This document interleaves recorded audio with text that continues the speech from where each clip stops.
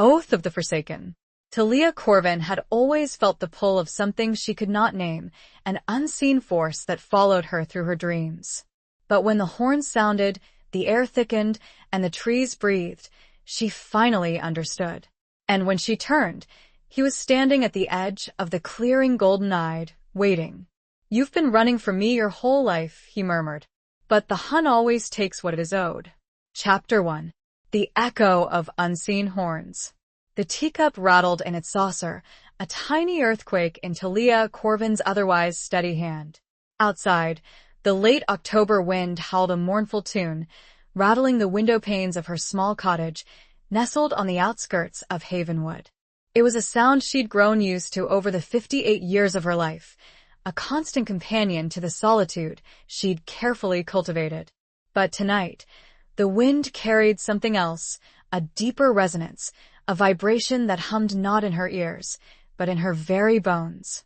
Talia set the cup down, the chamomile tea suddenly tasteless.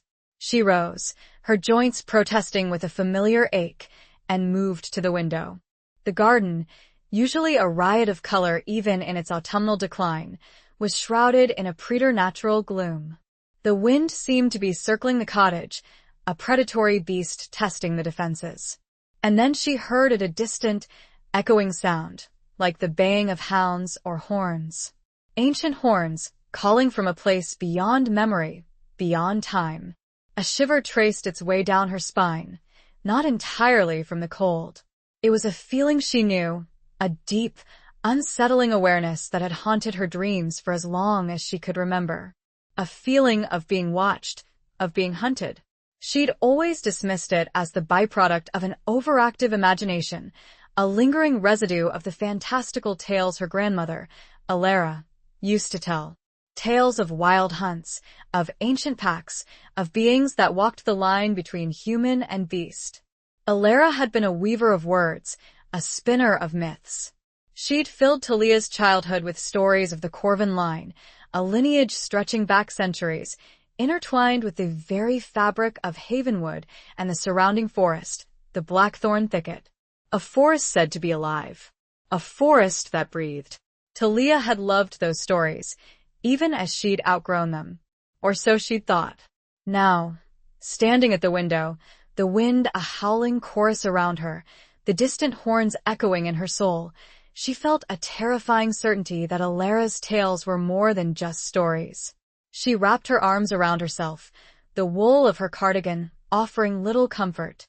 Her reflection stared back at her from the glass, a woman etched with the lines of time and loss. Silver threaded through her once raven hair, pulled back in a loose braid. Her eyes, a deep forest green, were wide and shadowed, reflecting the growing unease within her. The small silver locket she always wore, a gift from Alara, felt unusually heavy against her chest. The horns sounded again, closer this time, and the wind intensified, whipping around the cottage with a ferocity that seemed almost personal. The air itself crackled with an unseen energy, a palpable tension that made the hairs on her arms stand on end. Talia felt a pull, an undeniable urge to flee, to run into the heart of the blackthorn thicket, to lose herself in its shadowed depths. It was an instinct she'd fought her entire life, a whisper in the back of her mind that urged her towards something dangerous, something unknown. She'd spent years building walls around her heart, around her life. After the loss of her husband, Thomas, 20 years ago, she'd retreated from the world, finding solace in the quiet routine of her days. Gardening, reading, the occasional visit to the Havenwood Library, these were the anchors that kept her grounded, that kept the whispers at bay. But tonight, the anchors were failing. The walls were crumbling. A sudden, sharp rap on the door made her jump. Her heart hammered against her ribs. Who could be calling at this hour, in this weather? Havenwood was a small town, a close-knit community, but she'd always kept herself apart, a polite but distant neighbor. Hesitantly, she moved towards the door, her hand trembling as she reached for the latch. She peered through the peephole, but the swirling darkness outside obscured whoever stood on her porch. Another, more insistent knock. "Talia?" "It's me, Sarah." Relief, fleeting and fragile, washed over her. Sarah Miller, the librarian, a kind, gentle soul who had become Talia's closest, perhaps only friend in Havenwood. Talia unbolted the door, pulling it open against the force of the wind. Sarah stood there, her face pale, her usual cheerful demeanor replaced with a worried frown. She was wrapped in a thick coat, her red hair plastered to her forehead by the rain. "Talia, thank goodness you're home. I had to come." Her voice was breathless, strained. "Sarah, what is it? What's wrong?" Sarah stepped inside, pulling the door shut behind her with a resounding thud. The sudden silence, broken only by the crackling fire in the hearth, was almost as unsettling as the storm. It's hard to explain," Sarah began, her eyes darting nervously around the room. "But I've been doing some research, digging into the old town records, the Corvin family history, your family history." Talia felt a chill that had nothing to do with the weather. "My family history? What about it?" Sarah took a deep breath. "There are stories, legends, about a pact, an ancient agreement between the Corvin family and something else. Something that dwells in the blackthorn thicket." The horns, silent for a moment, echoed again, this time seeming to emanate from the very walls of the cottage.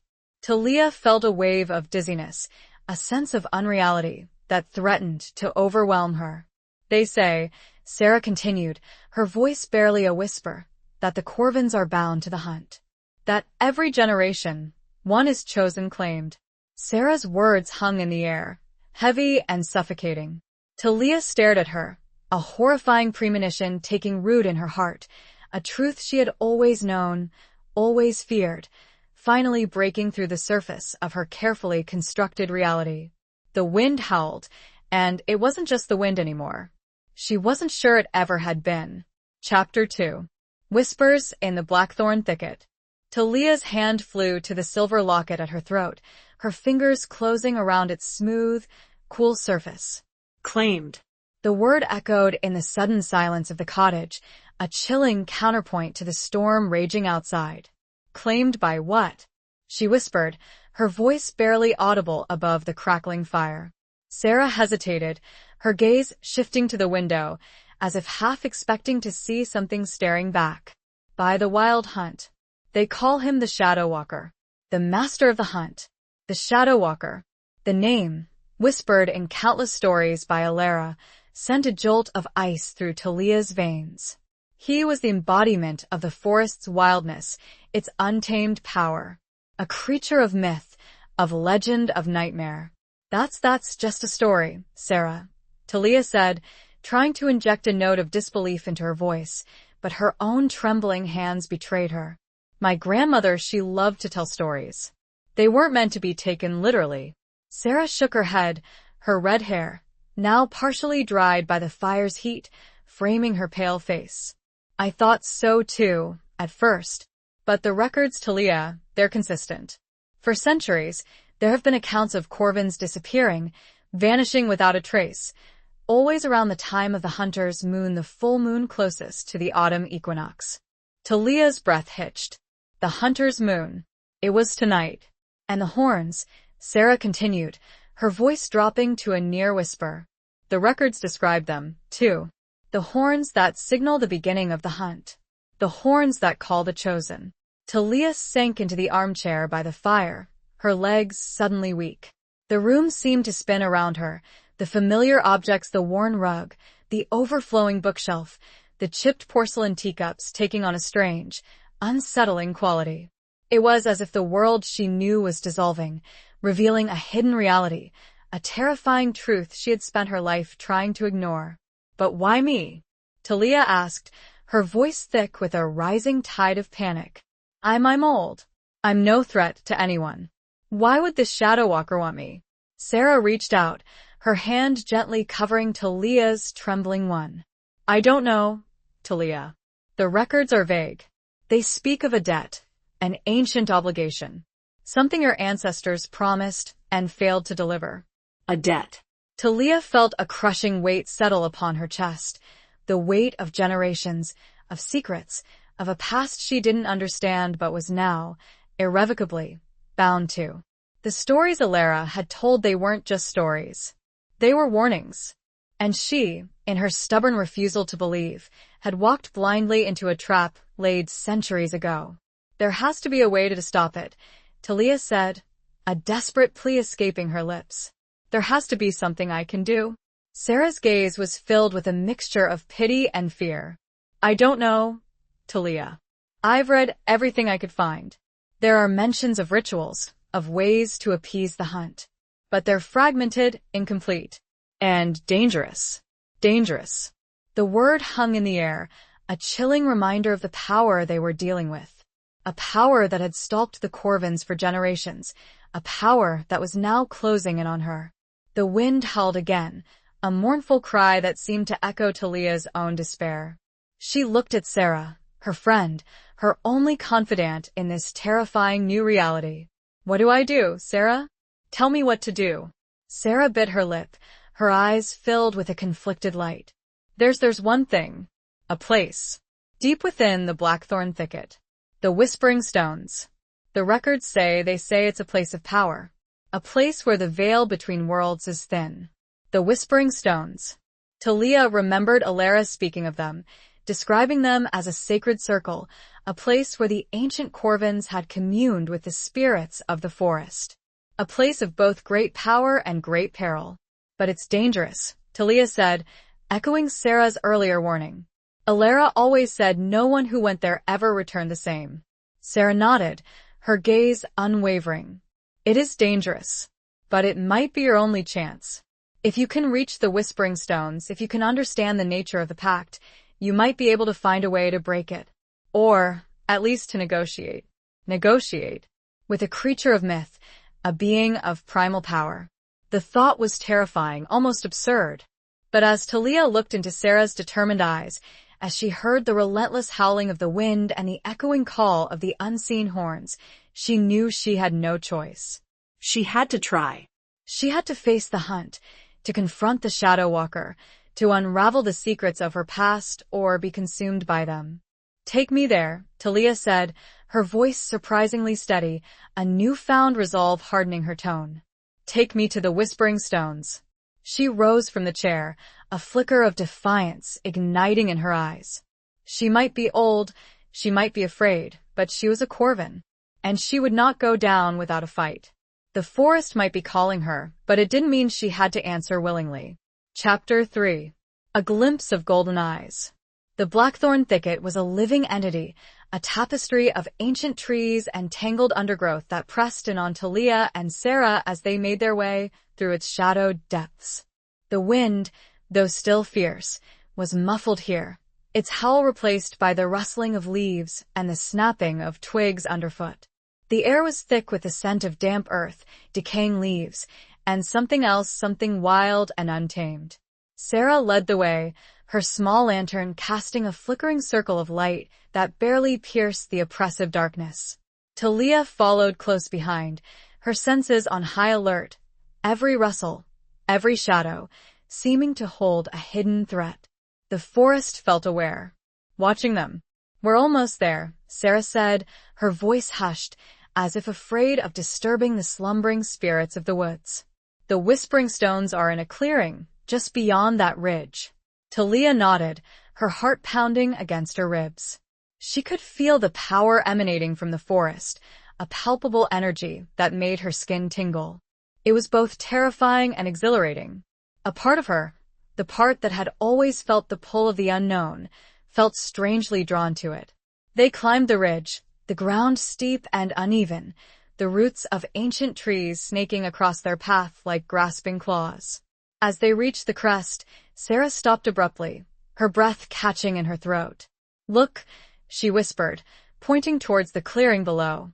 Talia followed her gaze, and her own breath stilled. The clearing was bathed in the ethereal glow of the hunter's moon, which hung full and luminous in the sky, casting long, dancing shadows. In the center of the clearing stood a circle of massive stones, their surfaces covered in intricate carvings, their forms seeming to shift and writhe in the moonlight. The Whispering Stones. But it wasn't the stones that held Talia's attention. It was the figure standing at the edge of the clearing, facing away from them, silhouetted against the moonlit forest. He was tall, impossibly tall, his form radiating an aura of power that made the air around him shimmer. He wore dark clothing that blended seamlessly with the shadows, but Talia could make out the broad expanse of his shoulders, the lean strength of his limbs. His hair, long and dark, fell to his waist, swaying gently in the breeze. He stood perfectly still, as if listening to something only he could hear. Then slowly he turned. Talia gasped. It was a glimpse, fleeting and incomplete, but it was enough. His face was partially obscured by shadow, but she saw the sharp line of his jaw, the high cheekbones, and his eyes. They were golden. A brilliant, burning gold that seemed to pierce through the darkness, locking onto her with an intensity that stole her breath away. Eyes that were both human and not.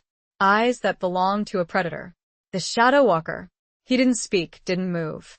He simply stood there, watching her, his golden eyes holding her captive in their gaze. Talia felt a surge of fear, primal and overwhelming, but beneath it, something else stirred. A flicker of recognition, of attraction. It was madness. She knew, to feel anything but terror in the presence of such a being, but she couldn't deny the strange, unsettling pull she felt towards him. Sarah, beside her, was trembling. Talia, we have to go. Now. But Talia couldn't move. She was rooted to the spot, her gaze locked with the Shadow Walker's. She felt as if she were drowning in those golden eyes, lost in their depths. Then he spoke.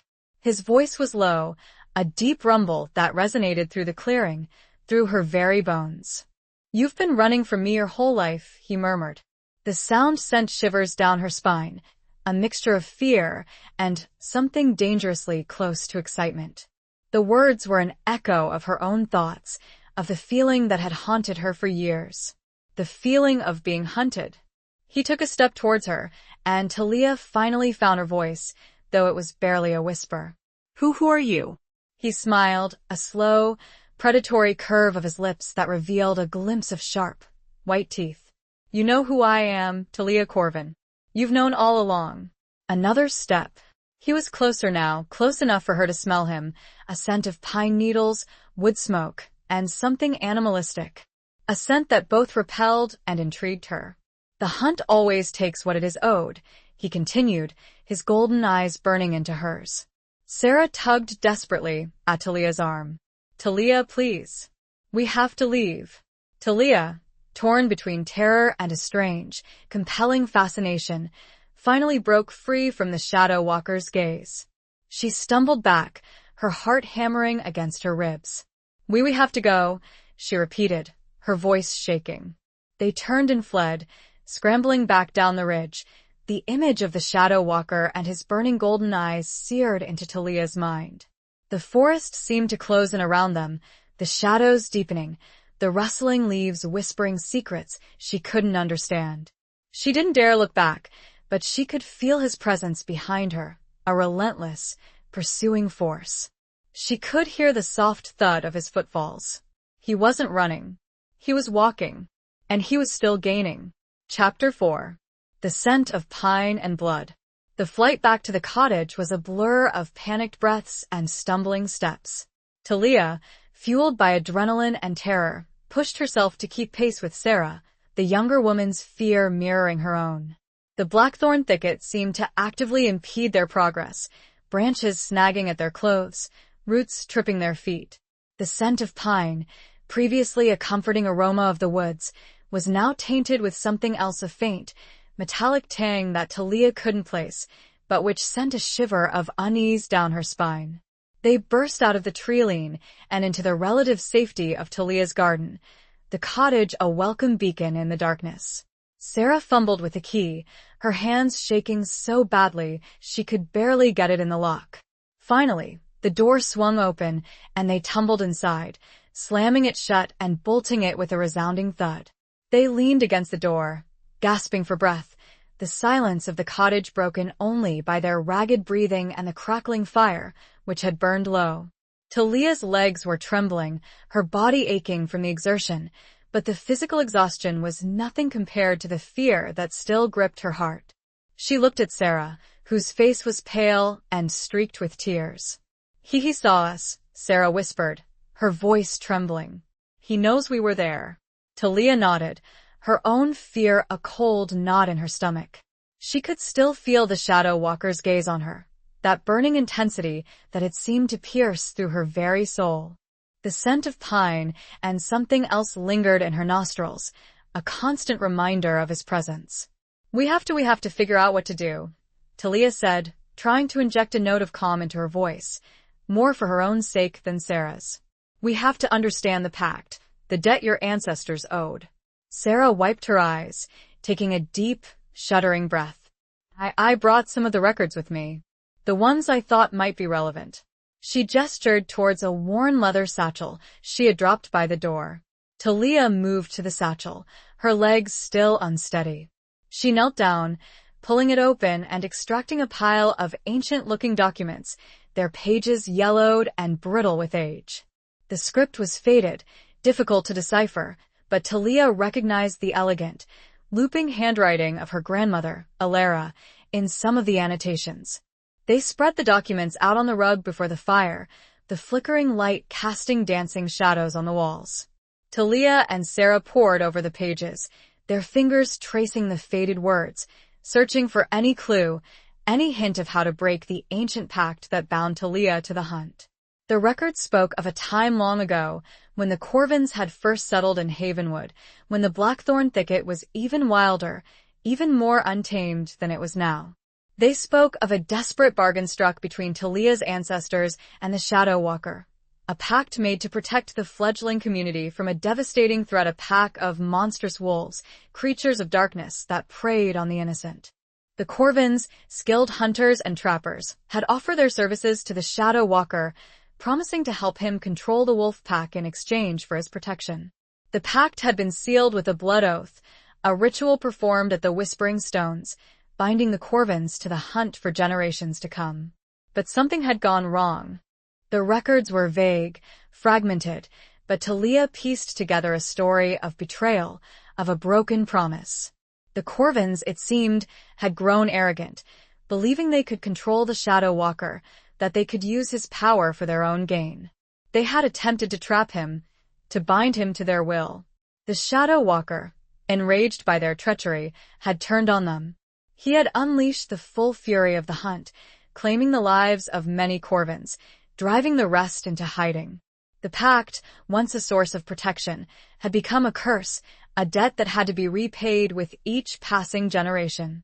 As Talia read, she felt a growing sense of horror, of understanding.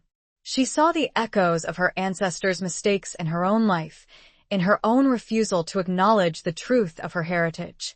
She had tried to run from the hunt, to deny her connection to the Blackthorn Thicket, to the Shadow Walker. But the past, she realized, could not be escaped.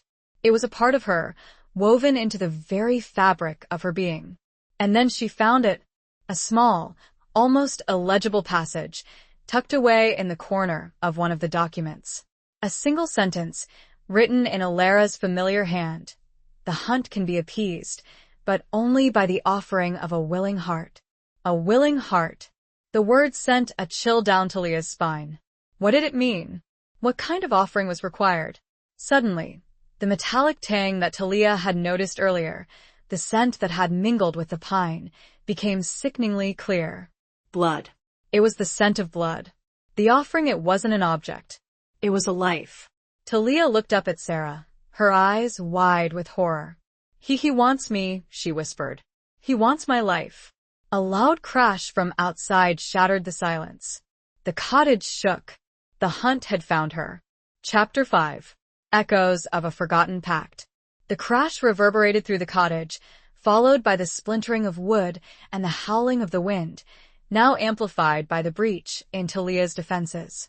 Fear, cold and sharp, pierced through Talia's shock. She scrambled back from the scattered documents, her gaze fixed on the front door, or what remained of it. The wooden frame was shattered, the door itself hanging askew, ripped from its hinges as if by a force of immense power. Sarah screamed, a high-pitched, terrified sound that was cut short as Talia grabbed her arm and pulled her behind the heavy oak table that dominated the center of the room.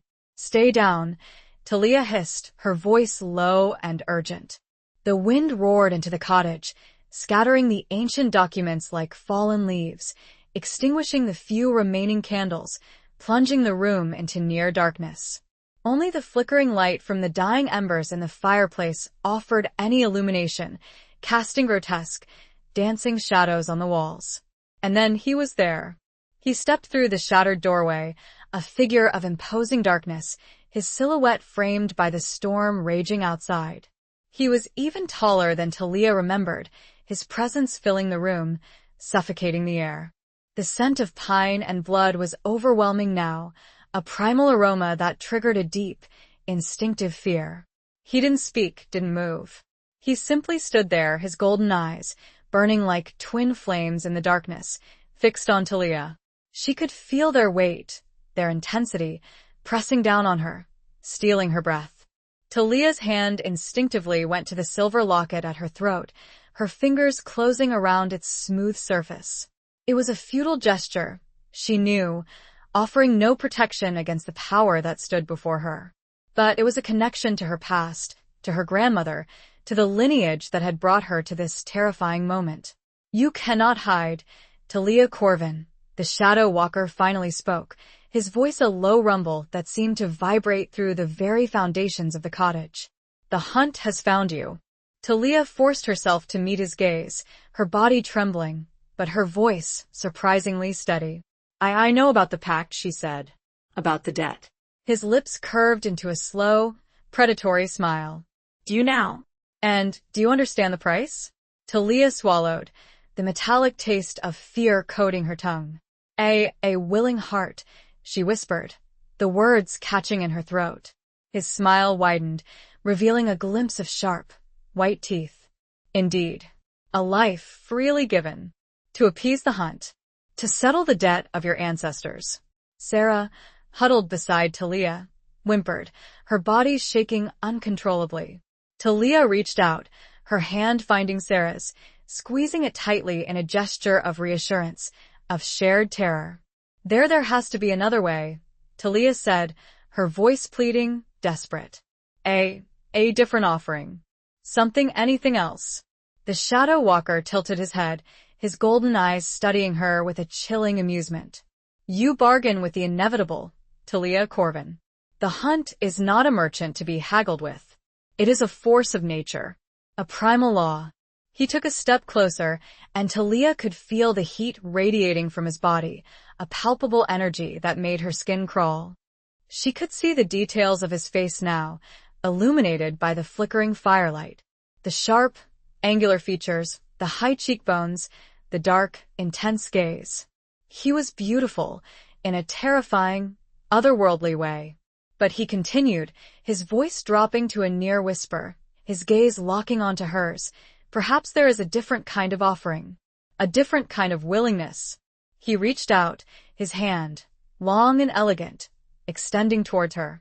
Talia flinched, instinctively recoiling, but she couldn't tear her gaze away from his. His touch, she knew, would be the end. The claiming. "Well, what do you mean?" Talia asked, her voice trembling. His golden eyes flickered, a hint of something unreadable in their depths. "The pact was sealed with blood," he said. "A bond forged between your lineage and mine. A bond that can be renewed." Renewed. The word hung in the air, heavy with unspoken meaning. Talia's mind raced, trying to grasp the implications of his words. A bond renewed. Not with death, but with something else. Something that made her heart pound with a mixture of terror and a strange, unsettling anticipation. He was not offering an escape. He was offering an exchange. He was so close now that she could feel his breath on her face, the scent of pine and blood intoxicating, overwhelming. She looked into his eyes, those burning golden orbs that seemed to see into her very soul, and saw not just the predator, but something else, something lost, something lonely.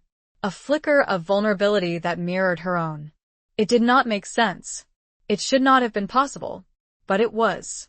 "Join me, Talia Corvin," he whispered, his voice a seductive murmur. Become one with the hunt. Become mine. And before she could formulate the beginnings of an answer, the floor beneath her feet shook violently. The hunt was not his alone to command. Chapter 6. The Hunter's Moon Unveiled. The tremor that shook the cottage floor was not the subtle vibration of the wind or the shadow walker's power, but a deep, guttural rumble that seemed to emanate from the earth itself. The remaining embers in the fireplace flared briefly, casting a surge of orange light that illuminated the scene in a stark, dramatic tableau. Sarah, cowering behind the overturned table, the shadow walker, his hand still outstretched towards Talia, and Talia herself, caught between terror and a strange, inexplicable pull. Dust rained down from the ceiling, and the shattered remnants of the front door creaked ominously. Outside, the howling of the wind was joined by another sound, a chorus of snarls and growls, the unmistakable sound of wolves. Many wolves. The shadow walker's golden eyes narrowed, his gaze shifting from Talia to the ruined doorway, a flicker of surprise, perhaps even annoyance, crossing his features. It seems, he said, his voice still low, but with a harder edge, that others wished to claim their prize. Talia's heart leaped into her throat. The wolves. The monstrous wolves from the ancient records, the creatures the original pact had been made to control. They were here, and they were not under the Shadow Walker's control. The snarling grew louder, closer, and Talia could hear the scrabbling of claws on the wooden porch outside. Shadows, large and menacing, danced in the gaps of the shattered doorway. Who are they? Talia whispered, her gaze darting between the Shadow Walker and the approaching threat. The remnants of the old pack, he replied, his voice tight. Creatures of chaos and darkness. They have long resented the hunt's control and my rule.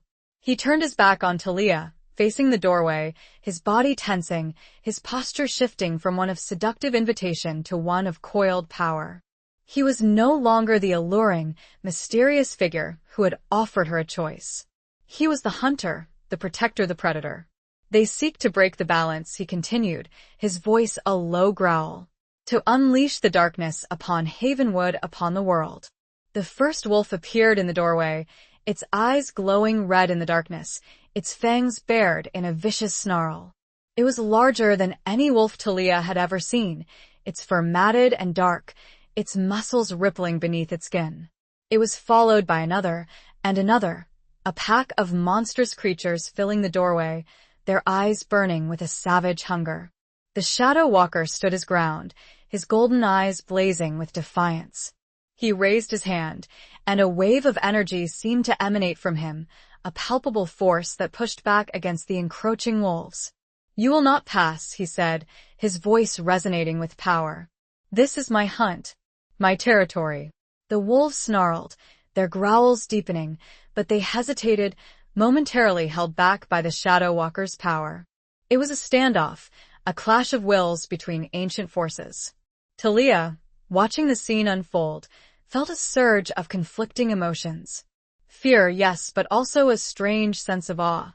The Shadow Walker, the creature she had feared, the being who had come to claim her, was now standing between her and a far greater threat.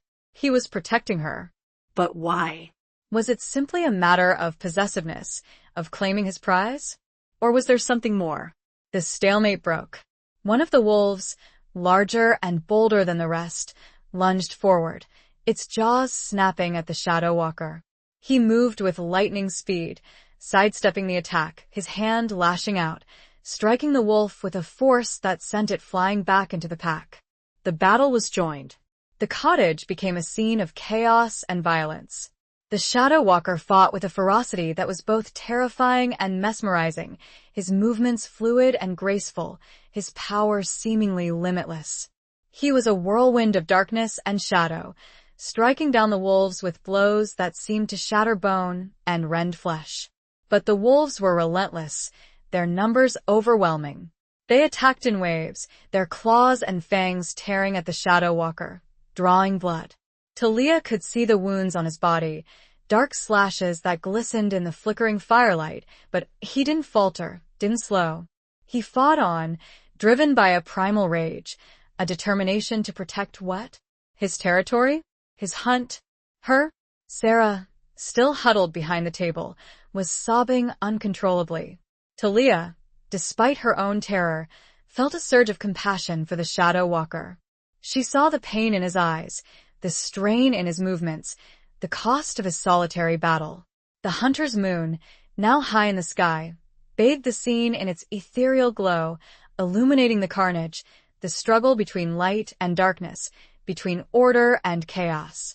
And Talia realized, with a sudden, chilling clarity, that the pact, the debt, was not just about her life. It was about the balance. The balance between the wildness of the forest and the safety of Havenwood, the balance between the Shadow Walker and the forces that sought to overthrow him. And she, Talia Corvin, was the key. The linchpin. The largest wolf, the one that had initiated the attack, leaped again, this time aiming for the Shadow Walker's throat. He was weakened, distracted. He wouldn't be able to dodge this one. Talia acted without thinking. She grabbed a heavy iron poker from beside the fireplace, and with a strength she didn't know she possessed, she swung it at the wolf, striking it in midair. The force of the blow was jarring, sending pain shooting up her arm, but it was enough. The wolf yelped, its attack deflected, and it landed heavily on the floor, stunned. The Shadow Walker turned, his golden eyes meeting hers, a flicker of surprise, of gratitude in their depths. The moment was fleeting. The battle continued. But something had shifted. The balance, perhaps, had tipped. Chapter 7. Shadows Cast by Ancient Trees. The surprise in the Shadow Walker's eyes vanished as quickly as it appeared, replaced by the fierce, focused intensity of the battle. He turned back to the remaining wolves, his movements even more fluid and deadly, as if Talia's intervention had ignited a new spark within him. He fought with a renewed ferocity, a whirlwind of shadow and power, driving the wolves back towards the shattered doorway. Talia, still gripping the iron poker, felt a surge of adrenaline, a primal instinct to protect, to defend. She wasn't sure what she was protecting herself, Sarah, the cottage, or the Shadow Walker. The lines were blurred, the boundaries between hunter and hunted, between fear and fascination, dissolving in the heat of the conflict. The wolves, sensing their defeat, began to retreat, their snarls turning to whimpers, their red eyes losing their fiery glow.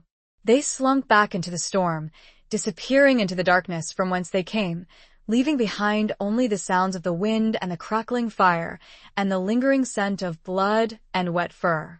The Shadow Walker stood in the center of the ravaged cottage, his chest heaving, his body covered in wounds. He was a picture of controlled power, of savage beauty, even in his injured state. He looked magnificent and terrifying. He turned to Talia, his golden eyes, still glowing, but softer now, less intense. He didn't speak, but his gaze held hers, a silent acknowledgement of her actions, of the unexpected alliance that had formed between them. Sarah, slowly emerging from behind the overturned table, stared at the Shadow Walker with wide, fearful eyes. She looked at Talia, then back at the Shadow Walker, her expression a mixture of terror and disbelief. "Talia, what was that?" she whispered, her voice trembling. Talia couldn't answer. She didn't know what to say. She didn't understand what had just happened, what had compelled her to act, to defend a creature she had, just moments before, believed was her doom. The Shadow Walker took a step towards her, and Talia instinctively flinched, but she didn't retreat. He stopped a few feet away, his gaze searching hers. "You intervened," he said, his voice low, a hint of curiosity in his tone. Talia nodded, still unable to speak. She lowered the iron poker, her arm aching, her hand trembling. He reached out his hand, stained with blood, both his and the wolves, hovering just inches from her face. Talia held her breath, her heart pounding against her ribs. She didn't know what he was going to do. He gently touched her cheek, his fingers tracing the line of her jaw. His touch, surprisingly, was not cold, not menacing. It was warm, gentle. "Why?" he asked, his voice barely a whisper. Talia finally found her voice, though it was barely audible. I don't know, she said, honestly. He studied her for a long moment, his golden eyes seeming to pierce through her, searching for answers she didn't have. Then he slowly lowered his hand. The balance, he said, more to himself than to her. It shifts. It changes. He turned and walked towards the shattered doorway, pausing at the threshold, looking out at the storm-ravaged night. The wind had died down, the rain had slowed to a drizzle, and the hunter's moon, now partially obscured by clouds, cast long, shifting shadows across the landscape. The ancient trees, he said, his voice echoing in the silence, they whisper secrets. They hold the memories of the pact of the betrayal. He turned back to Talia, his gaze intense. The whispering stones, they hold the key. But the path is not always clear. He looked at Sarah, his expression softening slightly. Take her there, he said. Protect her. Then, he stepped out into the night, disappearing into the shadows, leaving Talia and Sarah alone in the ruined cottage, surrounded by the remnants of the battle, the echoes of the forgotten pact, and the lingering scent of pine and blood. The silence he left behind wasn't empty. It was charged, waiting. Talia stared at the empty doorway, her mind reeling, her heart pounding. She had faced the hunt, she had survived the attack, and she had saved the Shadow Walker. The world had shifted on its axis, and she was no longer sure of anything. Except one thing. She had to go to the Whispering Stones. She had to uncover the truth. And she had to do it soon. The forest was quiet now, but she knew, deep down, the quiet wouldn't last. Chapter 8. The Price of Running Away. The journey to the Whispering Stones the next morning was undertaken in a silence heavy with unspoken questions and lingering fear. Dawn had broken gray and overcast, the storm having passed, leaving behind a world washed clean and raw. The air was crisp and cold, carrying the scent of damp earth and the lingering, faint aroma of pine, a constant reminder of the Shadow Walker. Talia, wrapped in a thick woolen shawl, walked with a determined stride, her gaze fixed on the path ahead. The events of the previous night played over and over in her mind, a chaotic jumble of images and emotions.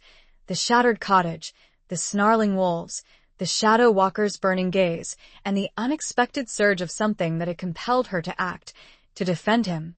Sarah, walking beside her, was unusually subdued, her usual cheerful demeanor replaced by a quiet anxiety. She kept glancing at Talia, her eyes filled with a mixture of concern and awe. Talia knew Sarah was struggling to reconcile the gentle, bookish woman she knew with the woman who had faced down a pack of monstrous wolves, wielding an iron poker with unexpected ferocity. They walked in silence for a long time, the only sounds their footsteps on the leaf-strewn path and the occasional call of a bird overhead. The blackthorn thicket, bathed in the soft, diffused light of the overcast sky, seemed less menacing than it had the previous night, but Talia knew the forest held secrets, dangers, that were still hidden, waiting to be revealed. As they neared the Whispering Stones, Talia felt a familiar pull, a tingling sensation on her skin, a sense of recognition. It was the same feeling she had experienced as a child, listening to Alara's stories, a feeling of being drawn to something ancient, something powerful, something forbidden. We're almost there, Sarah said, her voice barely a whisper, breaking the silence. They rounded a bend in the path, and the clearing came into view. The Whispering Stones stood in the center, their massive forms casting long shadows in the pale sunlight. They were even more imposing in the daylight, their surfaces covered in intricate carvings that seemed to writhe and shift as Talia approached. Talia stopped at the edge of the clearing, her heart pounding against her ribs. She could feel the power emanating from the stones, a palpable energy that made the air hum. It was a power that both terrified and fascinated her. She looked at Sarah, who was staring at the stones with wide, apprehensive eyes. Are you sure about this, Talia? Sarah asked, her voice trembling slightly. Talia nodded, though she was far from sure. She was terrified, but she knew she had no choice. She had to face the truth, to understand the pact, to find a way to what? Break the curse? Appease the hunt? She still didn't know. She took a deep breath, and stepped into the clearing, walking towards the stones. As she approached, she felt a strange sensation, as if she were stepping into another world, another time. The air grew thicker, heavier, and the sounds of the forest faded away, replaced by a low, humming sound that seemed to emanate from the stones themselves. Talia reached out, her hand trembling, and touched one of the stones. The surface was cold and smooth, but she could feel a vibration beneath her fingertips, a pulse of energy that flowed into her, through her, connecting her to something ancient, something vast. Images flooded her mind, visions of the past, of her ancestors, of the Shadow Walker. She saw the original pact being made, the blood oath, the desperate bargain struck between the Corvins and the Hunt. She saw the betrayal, the arrogance, the attempt to control the Shadow Walker, to use his power for their own gain. And she saw the consequences. The devastation, the death, the curse that had been laid upon the Corvin line, the debt that had to be repaid with each passing generation. She saw Alara, her grandmother, standing at the whispering stones, her face etched with sorrow and regret. She heard Alara's voice, whispering a warning, a plea. The Hunt cannot be cheated, Talia. The price of running away is always higher. Talia gasped, pulling her hand back from the stone, her mind reeling from the flood of images, the weight of the past. She understood now. She understood the price of her ancestors' mistakes, the price of her own denial, the price of running away from her heritage, from her destiny. She looked at Sarah, her eyes filled with tears. I understand, she said, her voice choked with emotion. The pact, it's not just about my life. It's about balance, about responsibility. She turned back to the stones, her gaze sweeping over their ancient surfaces, her heart heavy with the weight of the past, but also with a newfound understanding, a sense of purpose. She had run long enough. She had hidden long enough. It was time to face the truth, to accept her heritage, to find a way to heal the rift, to restore the balance. It was time to finally pay what was owed, in whatever way the Hunt demanded. Chapter 9. A dance of fear and desire. As the understanding of the pact solidified within Talia, a new wave of fear washed over her, different from the primal terror she'd felt in the face of the wolves. This was a deeper, more insidious fear, the fear of the unknown, of the choice that lay before her. She knew the Hunt demanded a price, a willing heart, but the Shadow Walker's words echoed in her mind. A different kind of offering, a different kind of willingness. What did he mean? What did he want from her? The air around the whispering stones shimmered, and Talia felt a familiar presence, a prickling sensation on her skin. She turned, her heart pounding, and saw him. The Shadow Walker emerged from the trees at the edge of the clearing, his form as imposing and breathtaking as ever. He moved with a fluid grace, his golden eyes fixed on Talia, their intensity undiminished. The sunlight, filtering through the leaves, caught the highlights in his dark hair and illuminated the healed, but still visible, scars on his arms and chest, reminders of the battle they had both survived. He stopped a few feet away from her, his gaze searching hers. He didn't speak, didn't need to.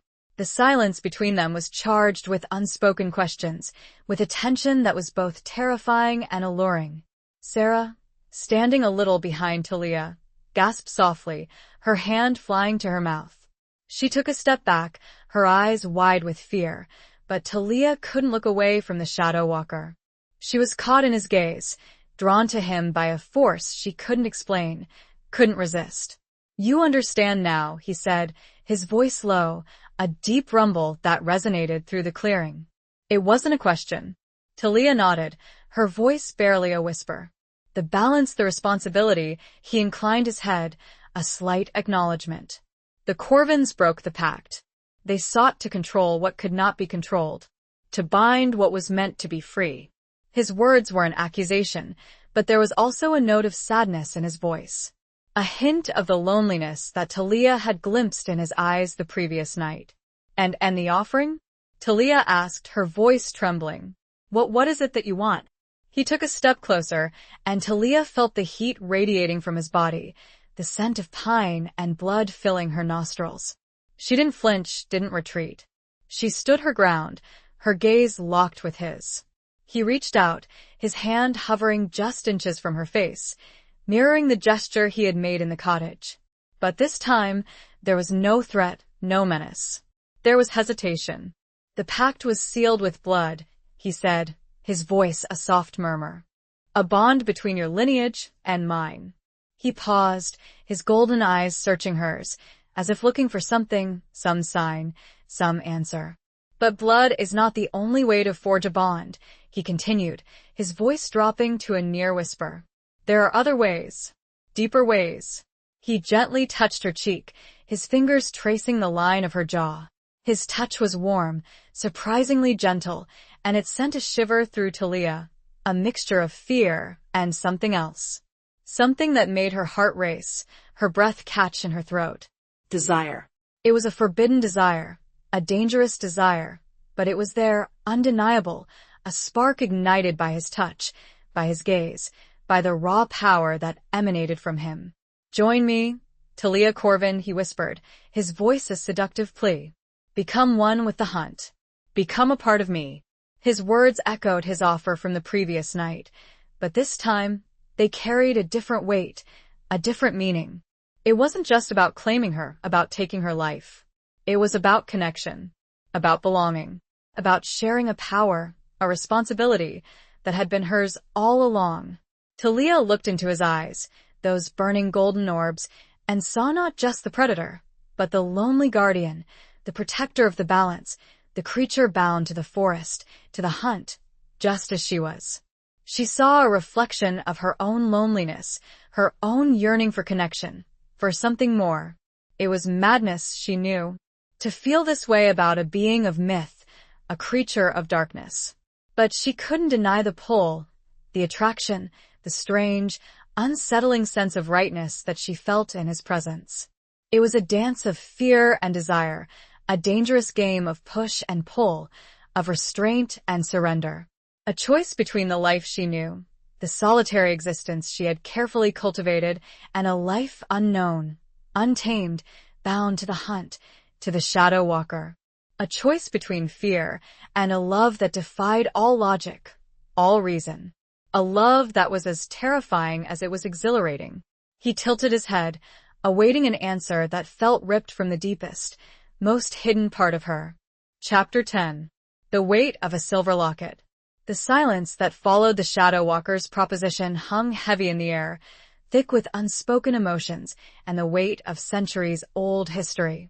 Talia's mind reeled, struggling to reconcile the conflicting forces that warred within her, fear and desire, duty and freedom, the familiar comfort of her solitude and the terrifying allure of the unknown.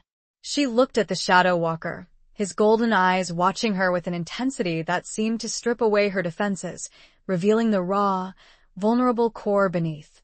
She saw the power he wielded, the ancient magic that flowed through him, but she also saw the loneliness, the isolation, the burden of his eternal guardianship. And most surprisingly, she saw a flicker of hope in his gaze, a hope that mirrored her own.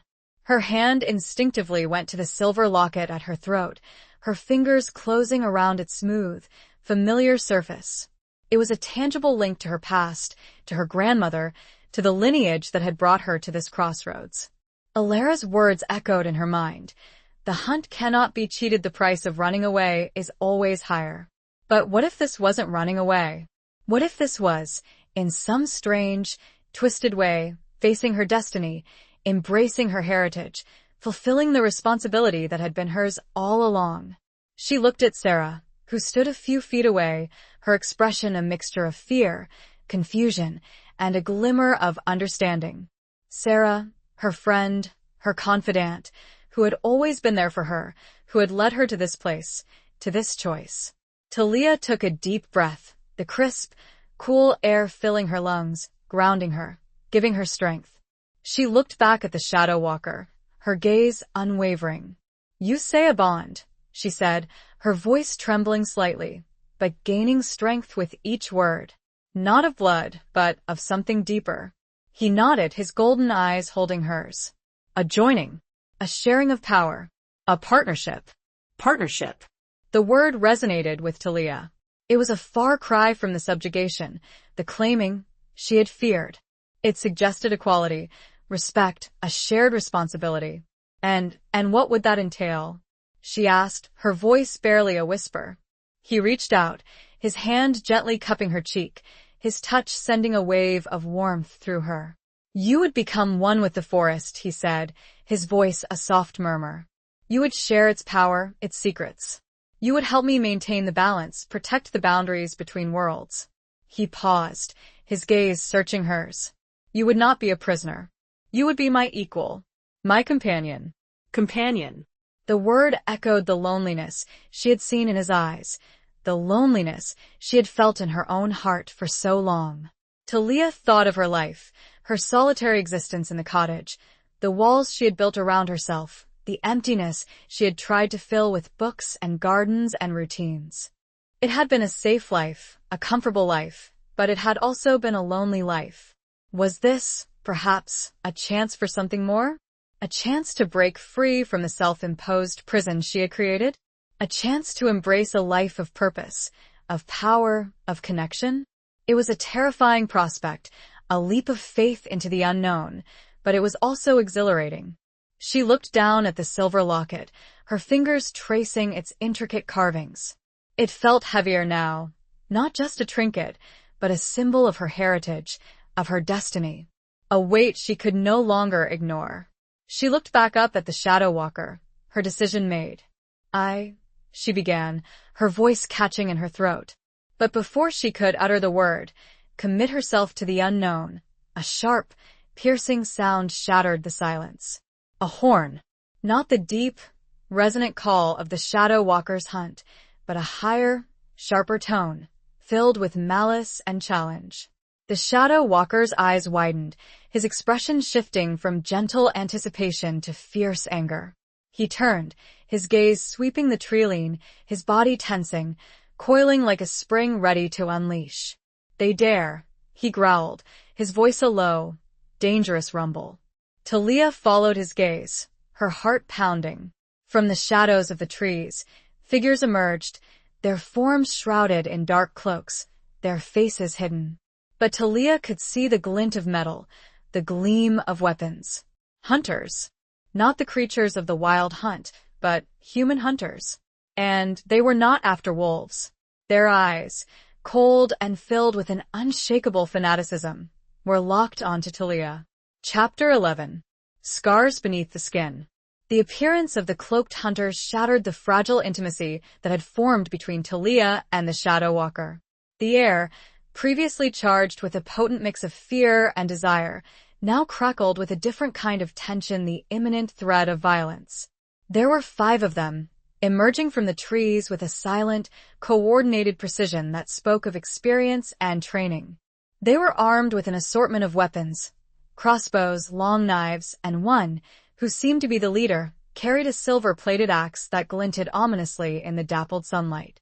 The Shadow Walker moved with lightning speed, positioning himself between Talia and the hunters, his body a shield, his golden eyes blazing with fury. "Stay behind me," he commanded, his voice a low growl, not looking at her. Talia, though terrified, obeyed instinctively, stepping back. Closer to the whispering stones, Sarah huddled beside her, her face pale with fear. The leader of the hunters, a tall, gaunt man with a cruel, thin-lipped mouth and eyes that were as cold and hard as flint, stepped forward. He surveyed the scene, his gaze lingering on the Shadow Walker with a mixture of disdain and hatred. "We know what you are, creature," the hunter leader said, his voice harsh and grating. "And we know what she is. A Corvin, marked by the hunt." He raised the silver-plated axe, his grip tightening on the haft. "For centuries, we have hunted your kind, cleansing the world of your taint, protecting the innocent from your darkness." The Shadow Walker didn't speak, didn't move. He stood his ground, his body coiled, ready to strike, his golden eyes fixed on the hunter leader. "She is under my protection," the Shadow Walker finally said, his voice a low, dangerous rumble that seemed to vibrate through the very air. The hunter leader chuckled, a dry, humorless sound. "Protection? You offer her nothing but damnation. A life bound to darkness, to the wild. We offer her release. He gestured with the axe towards Talia. Come forward, Corvin. Accept your fate. It is the only way to purify your soul. Talia felt a surge of anger, a defiance that surprised even herself. She was tired of running, tired of hiding, tired of being treated as a victim, a pawn in a game she didn't understand. I will not be purified, she said, her voice shaking, but firm. I will not be released. I choose my own fate. The hunter leader's eyes narrowed. You have been deceived, Corvin, corrupted by his influence. You do not know what you are saying. He took a step closer, and the other hunters followed, their weapons raised, their faces grim, determined. We will save you, even if it means saving you from yourself. The Shadow Walker tensed, his muscles bunching, ready to unleash his power. But before he could act, Talia stepped forward, placing herself between him and the hunters. No, she said, her voice surprisingly calm. This is my fight. My choice. She looked at the hunter leader, her gaze unwavering. You speak of cleansing, of purity, she said. But all I see is hatred. Fear. You claim to protect the innocent, but you are the ones who bring violence, who seek to destroy what you do not understand. She gestured towards the Shadow Walker. He is not the monster you believe him to be. He is a guardian. A protector. The hunter leader scoffed. You are deluded, Corvin. He has twisted your mind, seduced you with his dark magic. He raised the axe, his eyes burning with fanaticism. We will end this. Now. He lunged forward, the axe swinging towards Talia, a silver blur aimed at her heart. Time seemed to slow. Talia closed her eyes, bracing for the impact, for the end. But it didn't come. She heard a roar, a sound of primal rage, and felt a surge of power, a wave of heat that pushed her back. She opened her eyes and saw the Shadow Walker, his form shimmering, changing, transforming. He was no longer entirely human. His features were sharper, more angular, his eyes burning with a fierce, golden light. His skin was covered in a fine, dark fur, and his hands had elongated into claws, sharp and deadly. He was a wolf, a creature of immense power and beauty, a manifestation of the wild, untamed spirit of the forest. He intercepted the hunter leader's attack, his claws meeting the silver axe with a shower of sparks. The force of the blow sent the hunter leader staggering back, his eyes wide with shock and fear. The other hunters hesitated, their confidence shaken by the Shadow Walker's transformation. They had expected to face a monster, a creature of darkness, but they had not expected this. The werewolves of legend. This was something more. The Shadow Walker roared again, a sound that echoed through the clearing, through the forest, a challenge and a warning. He launched himself at the hunters, a whirlwind of fur and claws, his movements too fast to follow. Talia watched in awe and terror as the battle unfolded. The Shadow Walker fought with a ferocity that was both brutal and beautiful, defending her, protecting her, against those who sought to harm her. He was wounded. She saw the silver weapons of the hunters leaving deep gashes in his fur, drawing blood. But he didn't falter, didn't slow. He fought on, driven by a primal instinct, a fierce protectiveness that resonated with something deep within Talia. A protectiveness that mirrored her own. She saw scars, old scars, beneath his fur, scars that spoke of past battles, past wounds, past losses. Scars that mirrored her own, the scars beneath her skin, the invisible wounds of loss and grief and loneliness. She saw, for a split second, the pain that he so carefully guarded. And she realized they were not so different. Chapter 12. The Howl of Broken Chains. The clearing became a maelstrom of violence. The Shadow Walker, in his partially shifted form, was a force of nature, a whirlwind of claws and teeth, battling the hunters with a ferocity that defied their silver weapons. He moved with a speed and agility that was almost supernatural, dodging blows, deflecting attacks, and striking back with devastating force.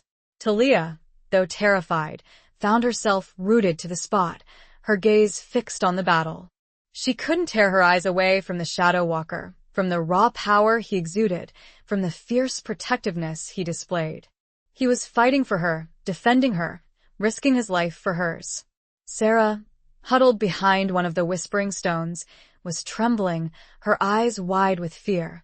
But she, too, seemed mesmerized by the spectacle. The hunters, though initially confident, were clearly outmatched. They were skilled fighters, but they were no match for the Shadow Walker's strength, his speed, his otherness. They fought with a desperate, fanatical zeal, driven by their belief that they were fighting evil, but their attacks were increasingly clumsy, their movements hesitant. One by one they fell. The Shadow Walker's claws ripped through their cloaks, their flesh, drawing blood, inflicting wounds that were both brutal and necessary. He didn't kill them, Talia noticed. He incapacitated them, disarmed them, leaving them wounded and bleeding, but alive. The hunter leader, the last one standing, fought with a desperate, cornered animal ferocity. He swung the silver-plated axe, aiming for the Shadow Walker's head, but the Shadow Walker dodged the blow, his claws lashing out, striking the hunter leader's arm, sending the axe flying. The hunter leader stumbled back, clutching his wounded arm, his face contorted with pain and hatred. He looked at Talia, his eyes burning with a venomous rage. You will pay for this, Corvin, he spat, his voice hoarse. You have chosen darkness. You have sided with the beast. You are damned. The Shadow Walker stepped forward, his golden eyes blazing, his form radiating power. He raised his hand, his claws extended, ready to deliver the final blow. But Talia stopped him. No, she said, her voice surprisingly strong, clear. Enough. The Shadow Walker turned, his gaze questioning, a flicker of surprise in his eyes. Talia stepped forward, placing herself between him and the wounded hunter leader. She looked at the hunter leader, her gaze unwavering. You are wrong, she said. I have not chosen darkness. I have chosen balance. I have chosen to embrace my heritage, to accept my responsibility. She gestured towards the whispering stones. This force, this power, it is not evil. It is wild, untamed, and it needs to be protected. Not from him, she said, indicating the Shadow Walker, but from those who would seek to destroy it, to exploit it, to control it. The hunter leader stared at her, his face a mask of disbelief and hatred. You are a fool, Corvin, he said. You have been seduced. You cannot see the truth. Talia shook her head. I see the truth more clearly now than I ever have, she said. And the truth is you are the ones who are blinded by fear, by hatred, by your own self-righteousness. She looked at the Shadow Walker, her gaze softening. Let them go, she said. They are not worth it. The Shadow Walker hesitated, his golden eyes searching hers, his body still tense, ready to fight. But he saw something in her gaze, something that made him yield. He slowly lowered his hand, his claws retracting, his form shifting, becoming slightly more human, though still bearing the marks of the wolf. He turned to the wounded hunters, his voice a low growl. Leave this place, he commanded, and never return. If I ever see you again, I will not be so merciful. The hunters, battered and bleeding, scrambled to their feet, gathering their fallen weapons, their eyes filled with fear and resentment. They stumbled away from the clearing, disappearing into the trees, leaving behind only the silence and the lingering scent of blood and fear. The Shadow Walker turned back to Talia, his gaze intense. He didn't speak, but his eyes asked the question he didn't need to voice. Why? Talia met his gaze, her heart pounding, but her resolve firm. Violence is not the answer, she said. Hatred breeds only more hatred. There has to be another way.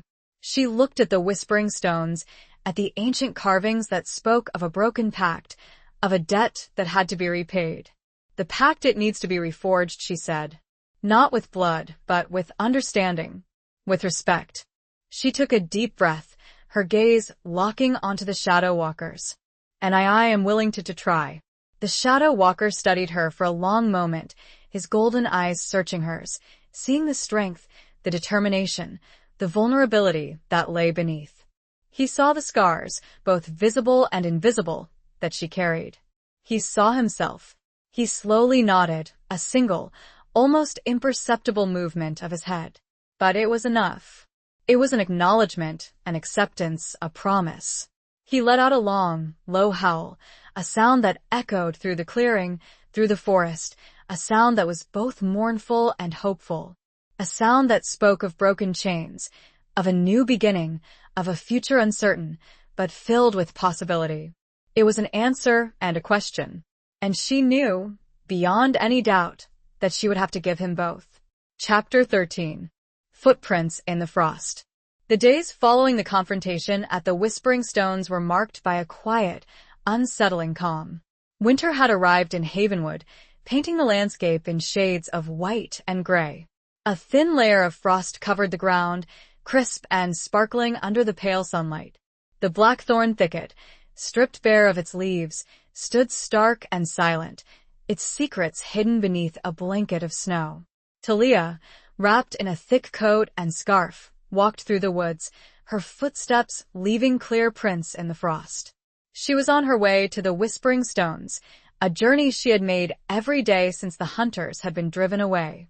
She didn't know why she was drawn to the place, what she expected to find, but she felt a compelling need to be there, to connect with the power that flowed through the stones, to wait. Sarah had been understandably shaken by the events at the clearing, by the violence she had witnessed, by the revelation of the Shadow Walker's true nature. She had retreated to the safety of the library, immersing herself in books and research, trying to make sense of what had happened, trying to find a logical explanation for the impossible. Talia had let her go, understanding her need for space, for distance, for the familiar comfort of the world she knew. Talia, however, had found herself increasingly drawn to the blackthorn thicket, to the wildness, to the unknown. She spent hours wandering through the woods, exploring the hidden paths, discovering the secret places that Alara had told her about in her childhood stories. She felt a growing connection to the forest, to its rhythms, to its spirit. She also felt a growing connection to the Shadow Walker. He hadn't approached her since the battle at the Whispering Stones, hadn't spoken to her, hadn't made any attempt to declaim her. He had simply vanished. But she knew he was there. She could feel his presence, a subtle energy that hummed beneath the surface of the forest, a watchful gaze that followed her, protected her. She often found evidence of his presence, a freshly killed deer, left near her cottage, a silent offering a circle of stones, arranged in a pattern that mirrored the carvings on the Whispering Stones, a silent communication, and, most strikingly, footprints in the frost, large, wolf-like prints that often paralleled her own, a silent companionship. She reached the Whispering Stones, the clearing now covered in a pristine layer of snow, untouched except for her own footprints and his. The stones stood stark and silent, their ancient surfaces dusted with frost, their carvings seeming to shimmer in the pale sunlight. Talia sat down on one of the stones, her back against its cold, smooth surface. She closed her eyes, breathing in the crisp, cold air, feeling the power emanating from the stones, flowing into her, through her. She thought of the Shadow Walker, of his golden eyes, of his fierce protectiveness, of the strange, unsettling attraction she felt towards him. She thought of the pact, of the broken bond, of the responsibility she had accepted. She didn't know what the future held, what awaited her, but she was no longer afraid. She had faced her fears, she had embraced her heritage, she had chosen her path. She opened her eyes, looking out at the snow-covered clearing, at the footprints in the frost, at the silent, watchful forest. She was not alone. A sound, a soft rustling in the trees, caught her attention. She turned, her heart pounding, and saw him. He emerged from the shadows of the trees, his form tall and imposing, his golden eyes fixed on her. He was in his human form, wearing dark clothing that blended seamlessly with the winter landscape. He moved with a fluid grace, his footsteps barely disturbing the snow. He stopped a few feet away from her, his gaze searching hers. He didn't speak, didn't need to. The silence between them was filled with unspoken questions, with a tension that was both familiar and new. Talia met his gaze, her heart beating faster, but her resolve firm. She had made her choice, and she would not waver. She would face whatever came, with him beside him. He took a step closer, and Talia felt the warmth radiating from his body, a welcome contrast to the cold of the winter air. He reached out, his hand gently touching her cheek, his fingers tracing the line of her jaw. His touch was warm, familiar, sending a shiver through her, a mixture of fear and desire. "The winter, it holds its own magic," he said, his voice low, a deep rumble that seemed to resonate with the silence of the forest. Talia nodded, her voice barely a whisper. "Yes, it does." He looked at her, his golden eyes searching hers, seeing the strength, the vulnerability, the acceptance that lay beneath. "The pact," he said, his voice a soft murmur. "It can be reforged." "But not here." "Not now." Talia's brow furrowed. "Where, then?" He gestured with his head, towards the heart of the blackthorn thicket. "There is a place of ancient power, a place where the veil between worlds is thinnest." He looked in the direction, and she followed his gaze, seeing nothing but snow-covered trees. "It is where it all began, and it is where it must end, or begin anew." The promise and the question hung in the air between them, heavy and demanding. Chapter 14. The warmth of a forbidden touch. The place the Shadow Walker spoke of was deeper into the blackthorn thicket than Talia had ever ventured. It was a place shrouded in mist and ancient trees, a place where the silence was so profound it felt almost oppressive. The air was heavy with a palpable energy, a sense of otherness that made the hairs on Talia's arms stand on end. They walked in silence, the Shadow Walker leading the way, his footsteps leaving clear prints in the fresh snow. Talia followed close behind, her senses on high alert, her gaze constantly scanning the surrounding trees, searching for any sign of what? Danger? Magic? She didn't know. The journey was long and arduous. The terrain was uneven, the snow deep in places, making walking difficult. Talia, despite her age, kept pace with the Shadow Walker, her determination fueled by a mixture of fear and anticipation. She was no longer afraid of him, not in the same way she had been before. She had seen his power, his ferocity, but she had also seen his gentleness, his protectiveness, his loneliness. She had felt his touch, his warmth, and it had ignited something within her, a spark of desire, of connection that she could no longer deny. As they walked, she found herself studying him, observing the subtle details of his form, the way his dark hair fell across his shoulders, the sharp line of his jaw, the way his muscles moved beneath his clothing, the scars, both old and new, that marked his skin. He was beautiful, in a wild, untamed way, and she felt a strange, unsettling pull towards him, a pull that defied logic, that defied reason, that defied everything she had ever known. The mist grew thicker as they approached their destination, swirling around them, obscuring the trees, creating an ethereal, otherworldly atmosphere. Talia could feel the power growing stronger, a tingling sensation on her skin, a pressure in her chest. They reached a clearing, a small, circular space surrounded by ancient trees, their branches gnarled and twisted, their forms shrouded in mist.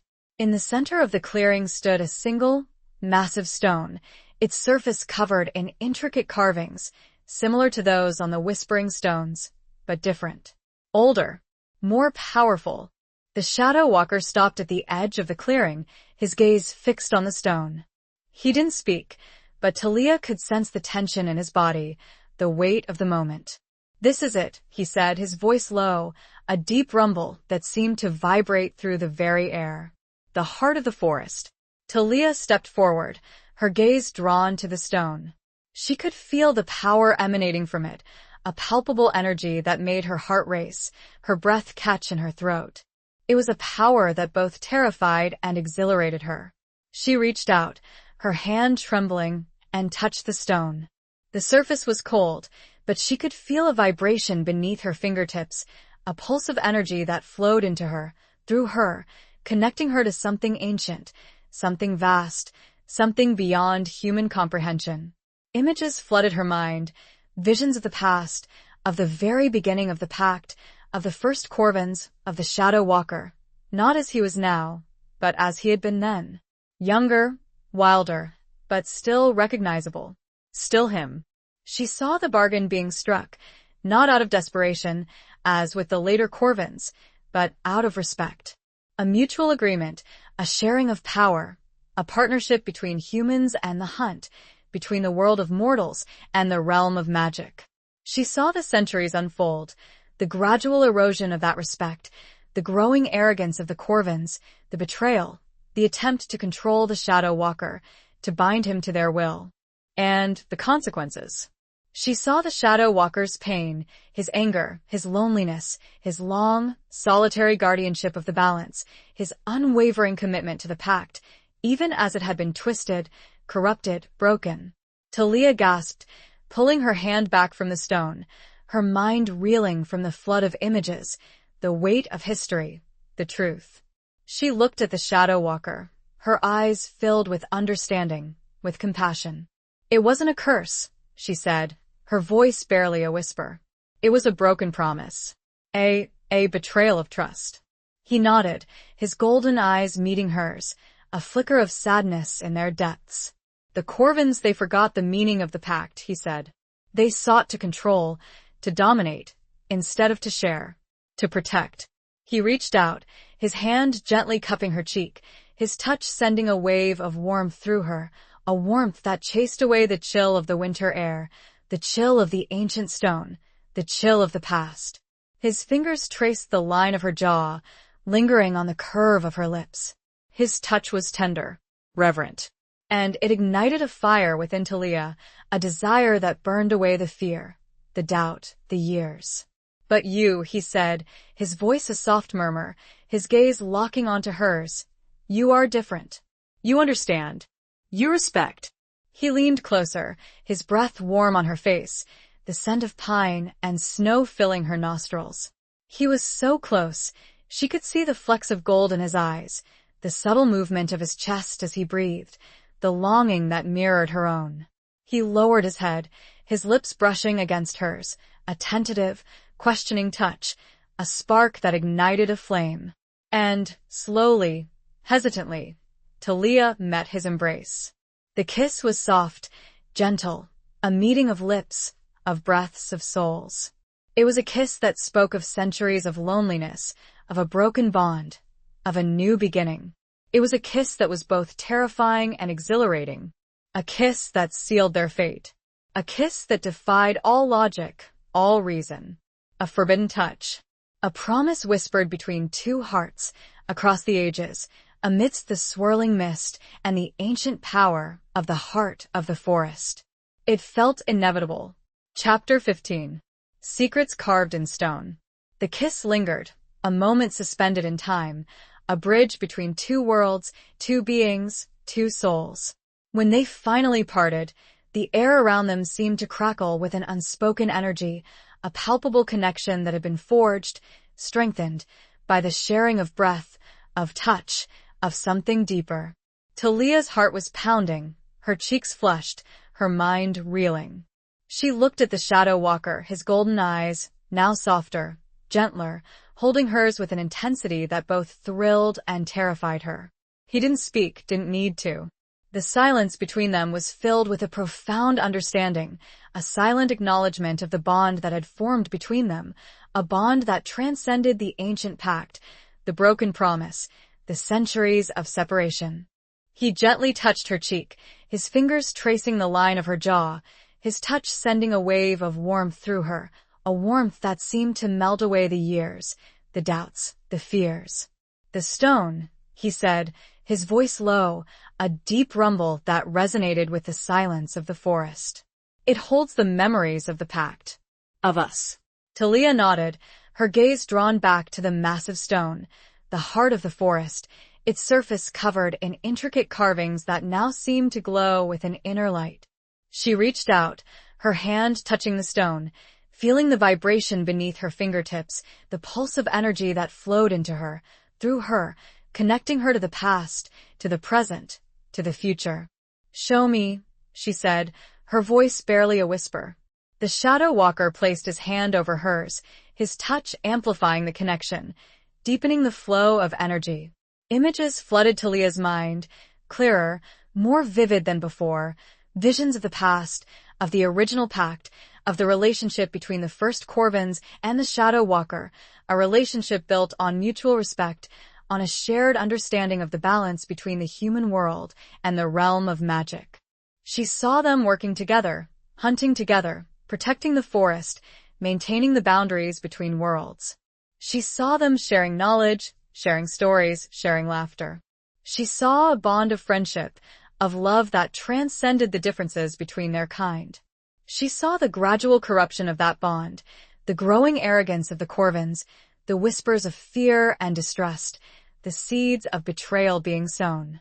She saw the Shadow Walker's pain, his anger, his disappointment as the Corvins turned away from the original agreement, seeking to control him, to exploit his power. She saw the breaking of the pact, the unleashing of the hunt, not as a curse, but as a consequence. A necessary act to restore the balance, to protect the forest, to prevent the Corvins from destroying everything.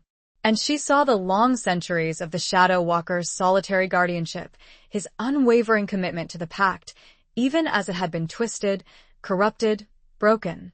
His loneliness, his isolation, his hope that one day a Corvin would emerge who understood, who respected, who could help him heal the rift, restore the balance. The images faded, leaving Talia breathless, her mind reeling from the weight of history, the burden of responsibility, the truth. She looked at the Shadow Walker, her eyes filled with understanding, with compassion. "It wasn't your fault," she said, her voice choked with emotion. "You were betrayed." He nodded, his golden eyes meeting hers, a flicker of pain in their depths. "The pact, it was meant to be a partnership," he said. "A sharing of power, a balance." He paused, his gaze searching hers. "But it can be reforged, renewed. Not with blood, but with trust. With love." He reached out, his hand gently cupping her face, his thumb stroking her cheek. His touch was tender, reverent, and it sent a shiver through Talia, a wave of desire that washed away the fear, the doubt, the years. "Will you help me?" he asked, his voice a soft murmur, his gaze locking onto hers. "Will you join me? In restoring the balance? In protecting the forest? In healing the past?" Talia looked into his eyes, those burning golden orbs that held the wisdom of centuries, the pain of betrayal, the hope of a new beginning. She saw the strength, the vulnerability, the loneliness that mirrored her own. She thought of her life, her solitary existence, the walls she had built around herself, the emptiness she had tried to fill. She thought of the pull she had always felt towards the blackthorn thicket, towards the unknown, towards him. She had made her choice. She had embraced her heritage. She had accepted her responsibility. And she had found something more. Something she had never expected to find. Love. A love that was forbidden. A love that was dangerous. A love that defied all logic, all reason. But a love that was real. Powerful. True. She nodded, her voice firm, unwavering. "Yes," she said. "I will." He smiled, a slow, gentle smile that transformed his face, revealing a glimpse of the man he had been, the man he could be again. A smile that reached his eyes, filling them with warmth, with light. He leaned down, his lips meeting hers, a kiss that was deeper, more passionate than before, a kiss that sealed their commitment, their partnership, their love. A kiss that echoed through the ancient forest, a promise whispered on the wind, a secret carved in stone, a future unfolding. The mist began to clear, almost as if responding to their shared vow. Chapter 16. The Taste of Tears and Truth. The clearing, once shrouded in mist, was now bathed in the soft, diffused light of the late afternoon sun. The ancient trees, their branches bare and stark, stood as silent witnesses to the pact being reforged, not with blood and sacrifice, but with love and trust. The air, previously heavy with a sense of otherness, now felt lighter, clearer, as if a weight had been lifted, a burden shared. Talia and the Shadow Walker stood before the heart of the forest, their hands clasped together, their fingers intertwined, a physical manifestation of the bond that had formed between them, a bond that was both ancient and new. What now?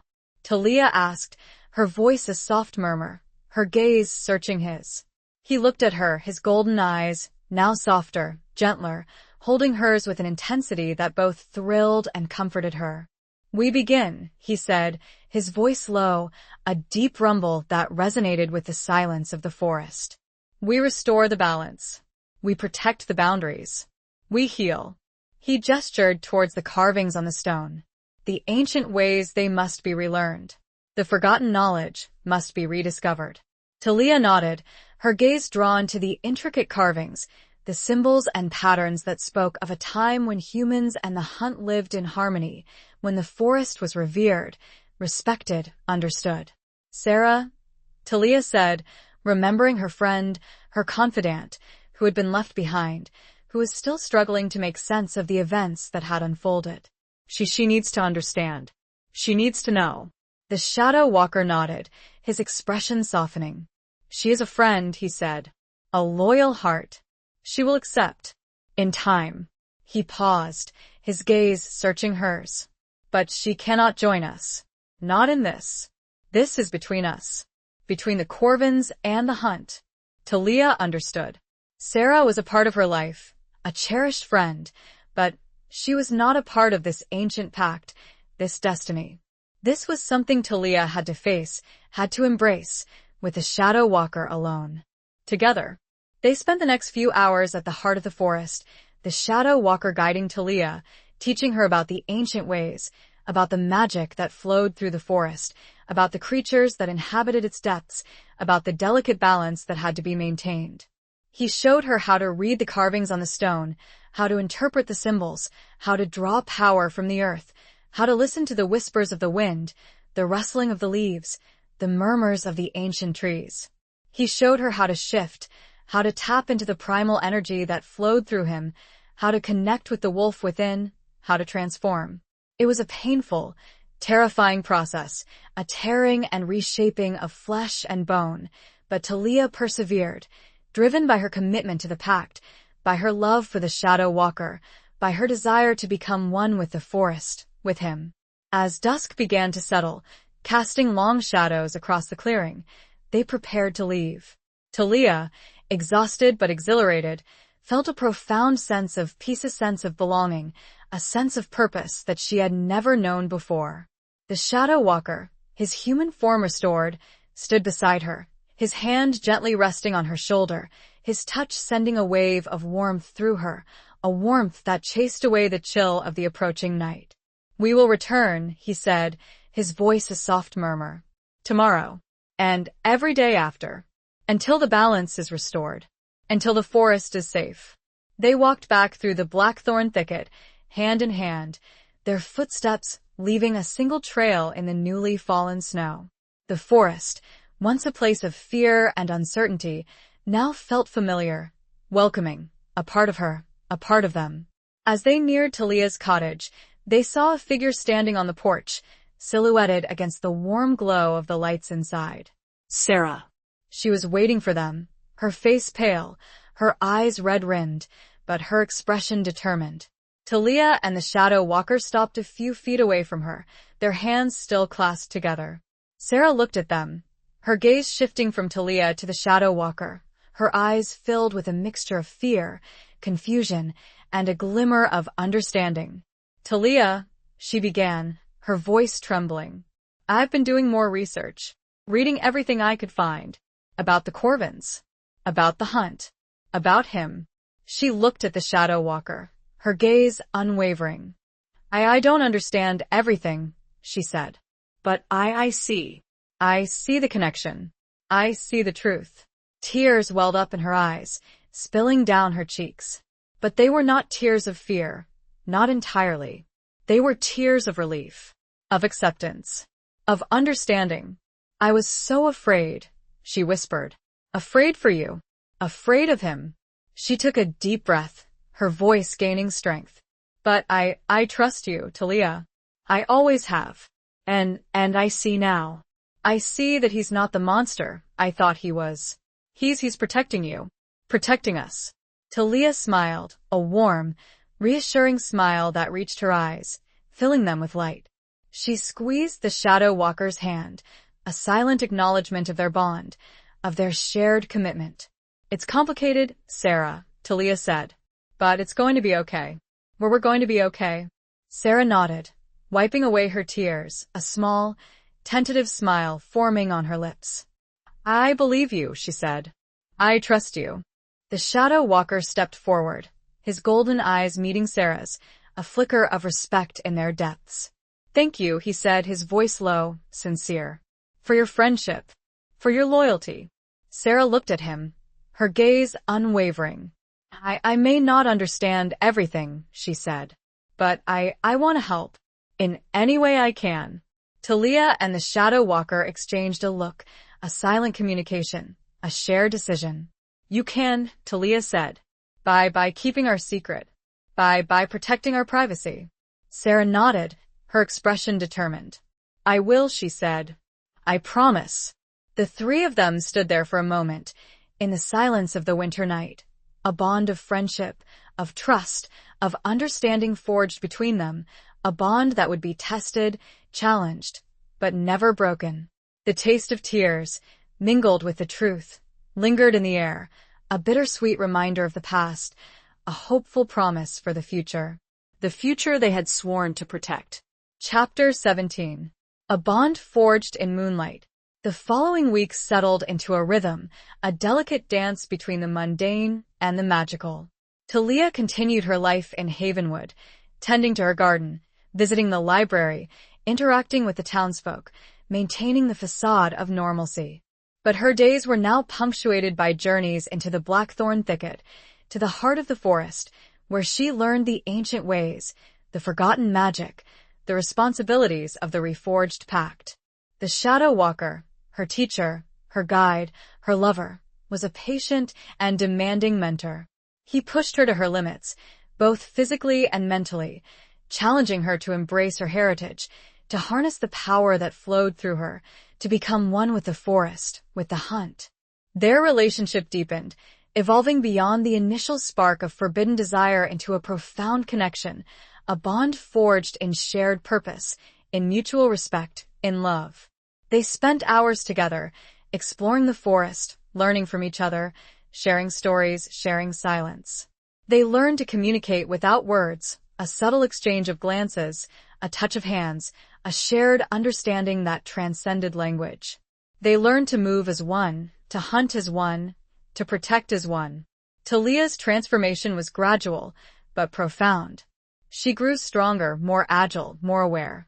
She learned to shift, to take on the form of the wolf, to run with the pack, to hunt with the Shadow Walker under the light of the moon. She also learned to control her fear, to harness it, to use it as a source of strength, a catalyst for action. She was no longer the timid, solitary woman she had been. She was a Corvin, a guardian of the balance, a protector of the forest, a partner to the Shadow Walker. One night, under the full moon, they stood at the heart of the forest, the ancient stone glowing with an ethereal light. Talia, partially shifted, her features sharper, her eyes glowing with a golden hue, stood beside the Shadow Walker, his form shimmering, his power palpable. It is time, he said, his voice low, a deep rumble that resonated with the power of the forest. Talia nodded, her heart pounding, her senses heightened. She knew what he meant. It was time to formalize the pact, to seal the bond, to become one. They stood before the stone, their hands clasped together, their fingers intertwined. The Shadow Walker began to chant, his voice a low, melodic hum, the ancient words of the pact, the forgotten language of the forest. Talia joined him, her voice blending with his, her energy flowing into his into hers, a merging of power, of spirit, of souls. The air around them crackled with energy, the stone glowing brighter, the carvings seeming to writhe and shift. Talia felt a surge of power, a wave of heat that flowed through her, transforming her, binding her to the Shadow Walker, to the forest, to the hunt. She felt her body change, her bones shifting, her muscles reshaping, her senses sharpening. She felt the wolf within her awaken, fully, completely, merging with her human form, creating something new, something powerful. She looked at the Shadow Walker, his golden eyes burning into hers, and saw not just the predator, not just the guardian, but her mate, her equal, her love. He smiled, a slow, gentle smile that transformed his face, revealing the beauty, the humanity that lay beneath the surface of the wild. He leaned down, his lips meeting hers, a kiss that was both tender and fierce, a kiss that sealed their bond, their partnership, their destiny. A howl echoed through the forest, a long, mournful, yet triumphant cry, a sound that spoke of ancient bonds reforged, of a new beginning, of a future unwritten, but filled with hope, with love. It was not just his howl, not just hers. It was theirs. A shared expression of power, of unity, of belonging. A bond forged in moonlight, sealed with a kiss, witnessed by the ancient trees, blessed by the spirits of the forest. A pact, not of blood and sacrifice, but of love and trust, a promise whispered on the wind, a future unfolding. The moon shone down, casting an approving glow upon the scene. The hunt and the Corvin were one. Chapter 18. The hunt's relentless pursuit. The peace that Talia and the Shadow Walker found in their newly forged bond was not destined to last. The world, both human and supernatural, was not yet ready to accept their union, their defiance of the old ways, their rebellion. Word of the Corvin's return, of her alliance with the Shadow Walker, had spread, reaching the ears of those who still clung to the ancient hatreds, the ingrained fears, the desire for control. The hunters, those who had been defeated at the Whispering Stones, had not forgotten their humiliation, their failure. They had regrouped, reorganized, and were now more determined than ever to cleanse the world of what they perceived as a monstrous threat. They were not alone. Other factions, hidden in the shadows, those who sought to exploit the power of the Blackthorn Thicket, to control the hunt for their own nefarious purposes, saw Talia and the Shadow Walker as an obstacle, a threat to their plans. One cold, clear night, as Talia and the Shadow Walker were returning from their nightly hunt, they were ambushed. A volley of arrows, tipped with silver, rained down on them from the surrounding trees. The Shadow Walker, his senses heightened, reacted instantly, pushing Talia out of the way, shielding her with his body. He took the brunt of the attack, several arrows piercing his flesh, drawing blood. Talia, enraged and terrified, shifted, her form transforming, her claws extending, her eyes glowing with a fierce, golden light. She joined the Shadow Walker in the battle, fighting with a ferocity she didn't know she possessed, defending her mate, her love. The fight was brutal, intense. The hunters were well-armed, well-trained, and driven by a fanatical zeal. They were also more numerous than before, reinforced by others who shared their hatred, their fear. Talia and the Shadow Walker fought side by side, their movements synchronized, their powers complementary. They were a force to be reckoned with, a whirlwind of claws and teeth, of shadow and light. But they were outnumbered, outmatched. The silver arrows, though not lethal to them, were weakening them, slowing them down, inflicting pain. Talia took a hit, an arrow piercing her shoulder, sending a searing pain through her body. She stumbled, her vision blurring, but she fought on, driven by her love for the Shadow Walker, by her commitment to the pact, by her refusal to be defeated. The Shadow Walker, seeing her wounded, roared with rage, his power surging, his attacks becoming even more ferocious. He tore through the hunters, scattering them, driving them back, creating an opening for escape. "We have to go," he said, his voice a low growl, his breath coming in ragged gasps. "We cannot win this fight." Not now. Talia, her shoulder throbbing with pain, nodded, her heart heavy with defeat. They retreated, fleeing into the depths of the blackthorn thicket, the hunters' shouts and the baying of hounds echoing behind them. They found refuge in a hidden cave, a place known only to the Shadow Walker, a sanctuary where they could tend to their wounds, regroup, and plan. As the Shadow Walker treated Talia's wound, his touch gentle despite his own injuries, she looked at him, her eyes filled with concern, with love.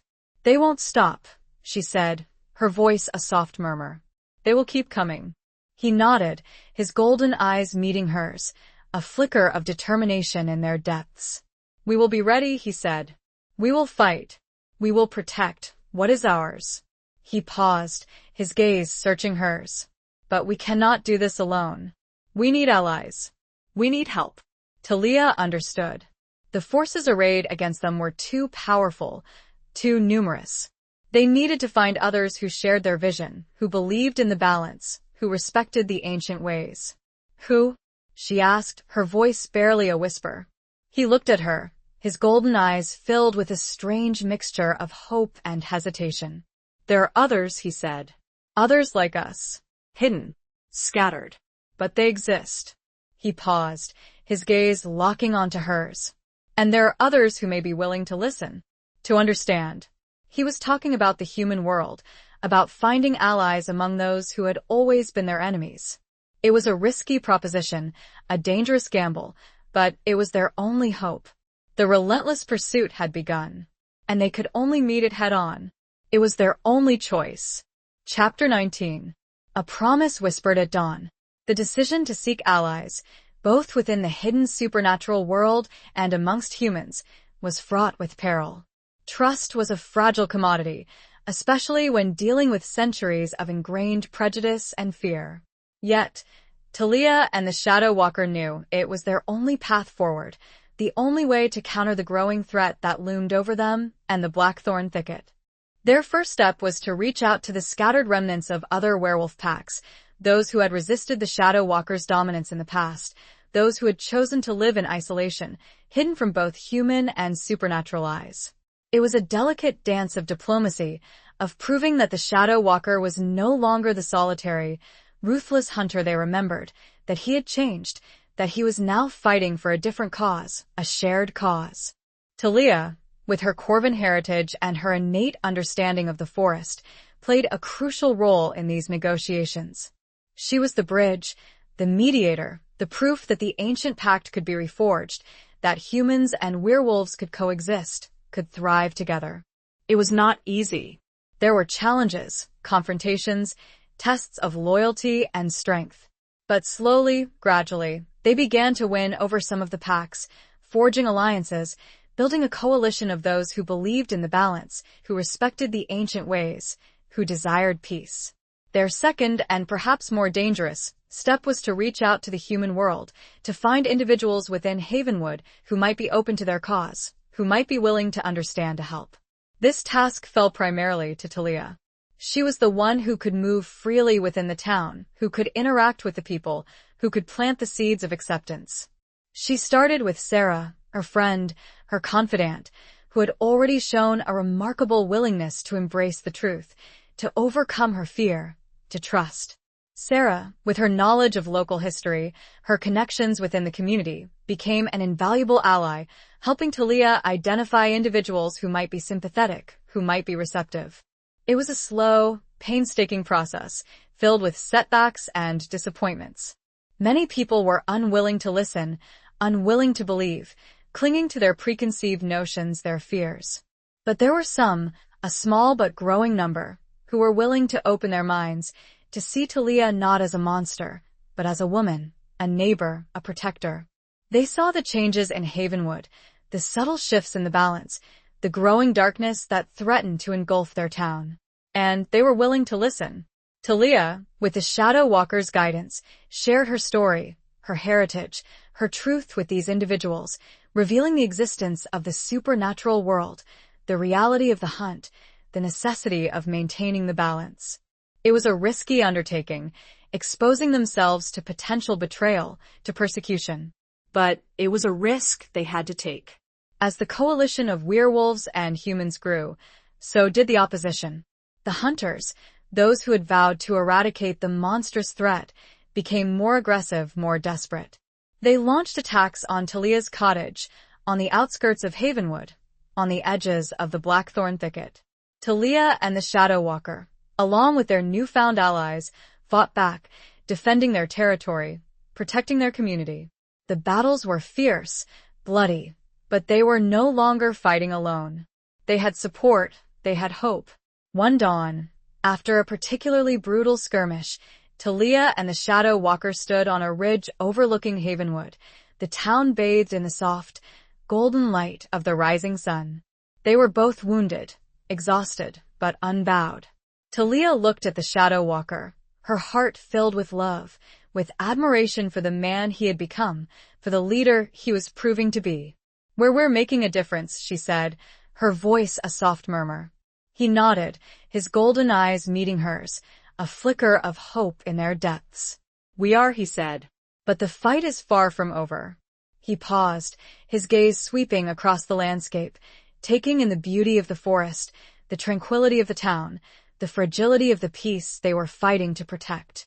"There is one last thing we must do," he said. "One last battle we must face." Talia knew what he meant. The hunters, their leader, the man with the silver-plated axe, were still out there, still plotting, still hunting. They had to be stopped once and for all. "Where?" she asked, her voice barely a whisper. He looked at her, his golden eyes filled with a mixture of determination and love. "Where it all began," he said. "At the Whispering Stones. Where the first pact was broken. Where the new pact must be secured." He reached out, his hand gently cupping her face, his thumbs stroking her cheek. His touch was warm, familiar, sending a wave of strength, of love through her. "We will face them together," he said. "And we will win. For Havenwood. For the forest. For us." He leaned down, his lips meeting hers, a kiss that was both a promise and a prayer. A kiss whispered at dawn, a vow made under the rising sun, a future uncertain, but filled with hope, with determination, with love. The final confrontation awaited. Chapter 20. The final confrontation of hearts. The air was thick with tension, charged with anticipation, as Talia and the Shadow Walker, accompanied by their allies, a small but determined band of werewolves and humans, approached the Whispering Stones. The full moon, hanging low in the sky, cast long, eerie shadows across the clearing, illuminating the ancient stones, their surfaces glowing with an otherworldly light. They knew the hunters would be waiting. It was a trap, a final showdown, a culmination of centuries of hatred, of fear, of conflict. But they were ready. They had prepared, they had trained, they had united. As they stepped into the clearing, the hunters emerged from the shadows, their forms menacing, their weapons glinting in the moonlight. They were more numerous than before, a force that seemed overwhelming, their faces grim, determined, their eyes burning with a fanatical zeal. At their head stood the hunter leader, the man with a silver-plated axe, his face a mask of hatred and triumph. He looked at Talia, his gaze cold, cruel, filled with a venomous rage. "You cannot win, Corvin," he spat, his voice hoarse. "You have chosen darkness. You have sided with the beast. You are damned." Talia met his gaze, her heart pounding, but her resolve firm. She was no longer the timid, solitary woman she had been. She was a Corvin, a guardian of the balance, a protector of the forest, a partner to the Shadow Walker. "We have not chosen darkness," she said, her voice strong, clear, echoing through the clearing. "We have chosen balance.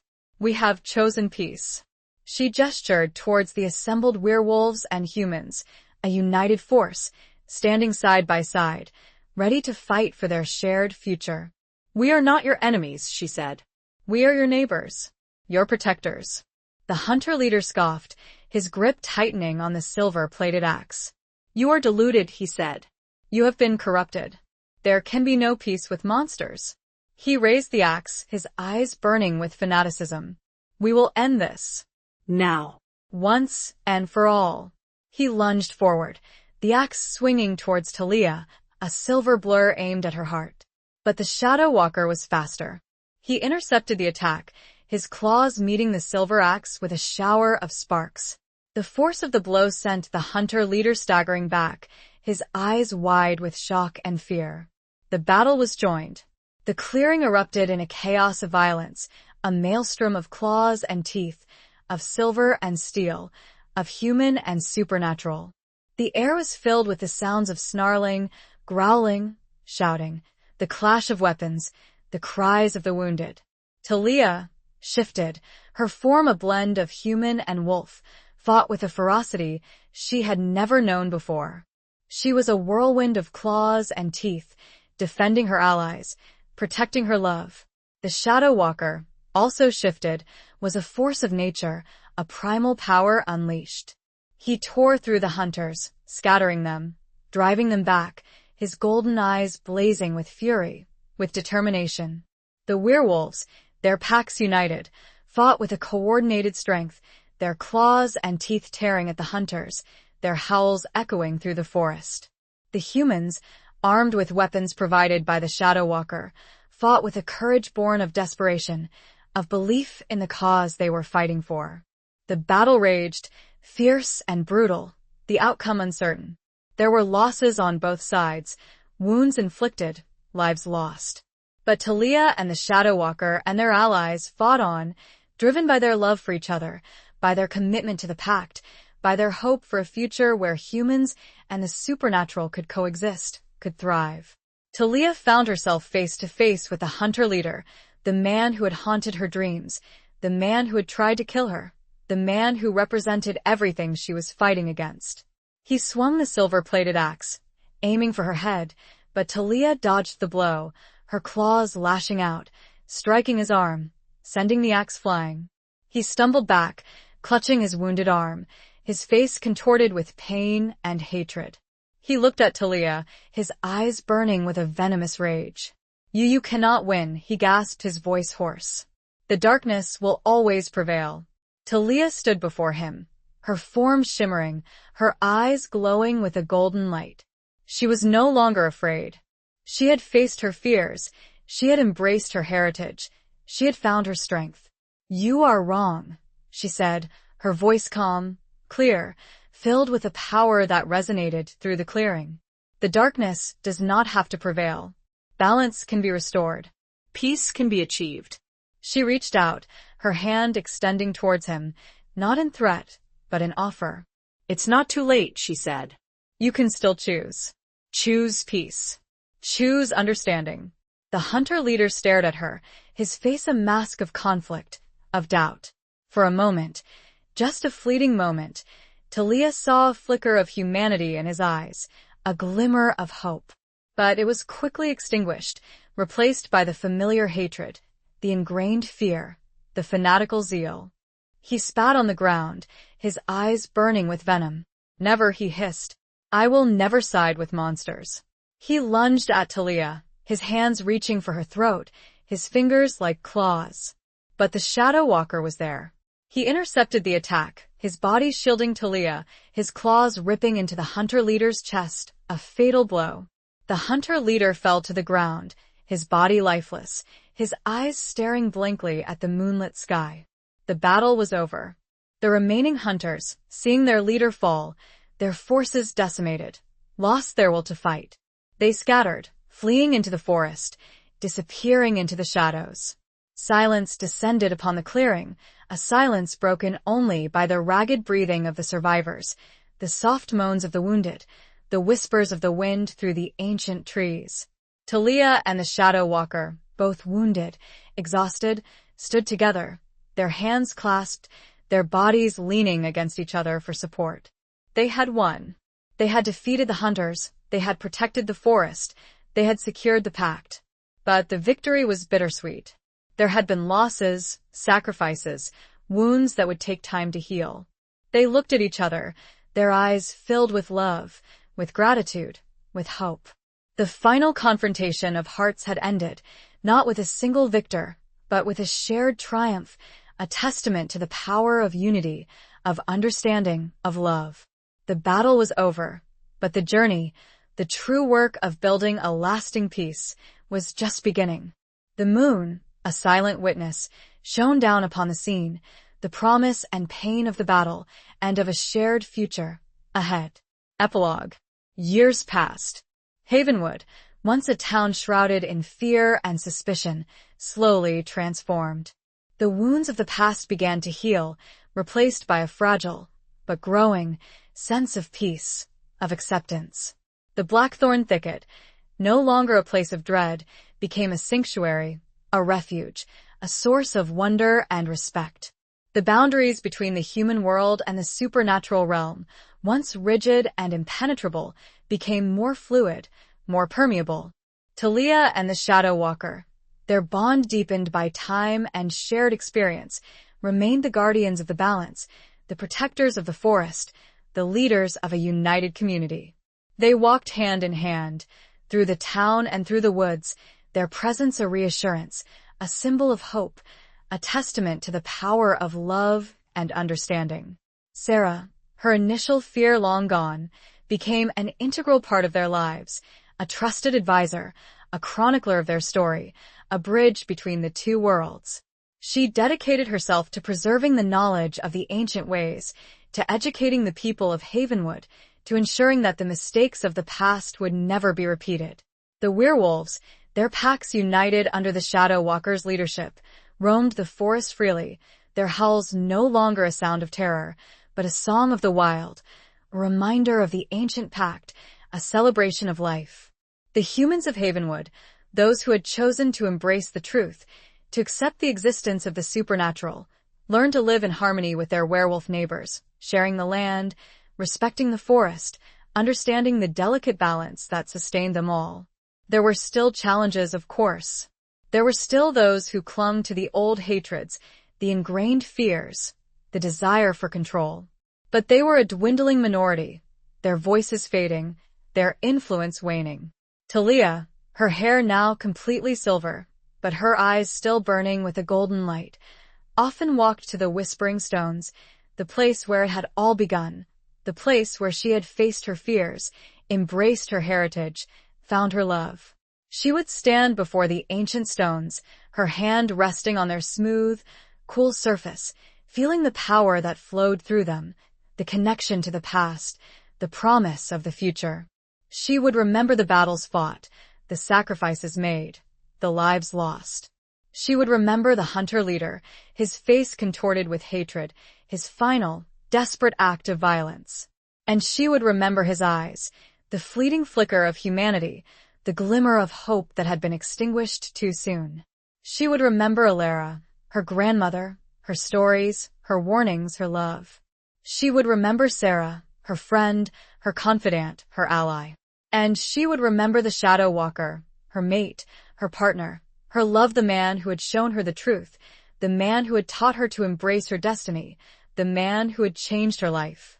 One evening, as the sun was setting, casting long shadows across the clearing, Talia and the Shadow Walker stood together at the Whispering Stones, their hands clasped, their fingers intertwined.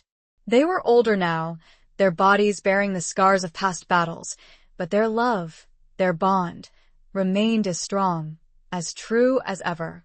They looked out at the forest, at the town, at the world they had fought so hard to protect, to heal. They saw the beauty, the tranquility, the fragility of the peace they had created. It was worth it, Talia said, her voice a soft murmur, her gaze meeting his. He nodded, his golden eyes, still filled with warmth, with light, holding hers. It was, he said.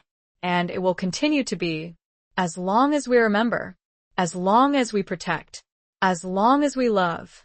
He leaned down, his lips meeting hers, a kiss that was both a promise and a thank you, a kiss that echoed through the ancient forest, a testament to the enduring power of love, of understanding, of hope. A kiss that sealed their legacy, a legacy of peace, of balance, of unity. A kiss that whispered of a future bright, beautiful, and forever bound. The sun dipped below the horizon, leaving only the soft glow of twilight, and two figures, silhouetted against the ancient stones, their love a beacon in the gathering darkness. The end.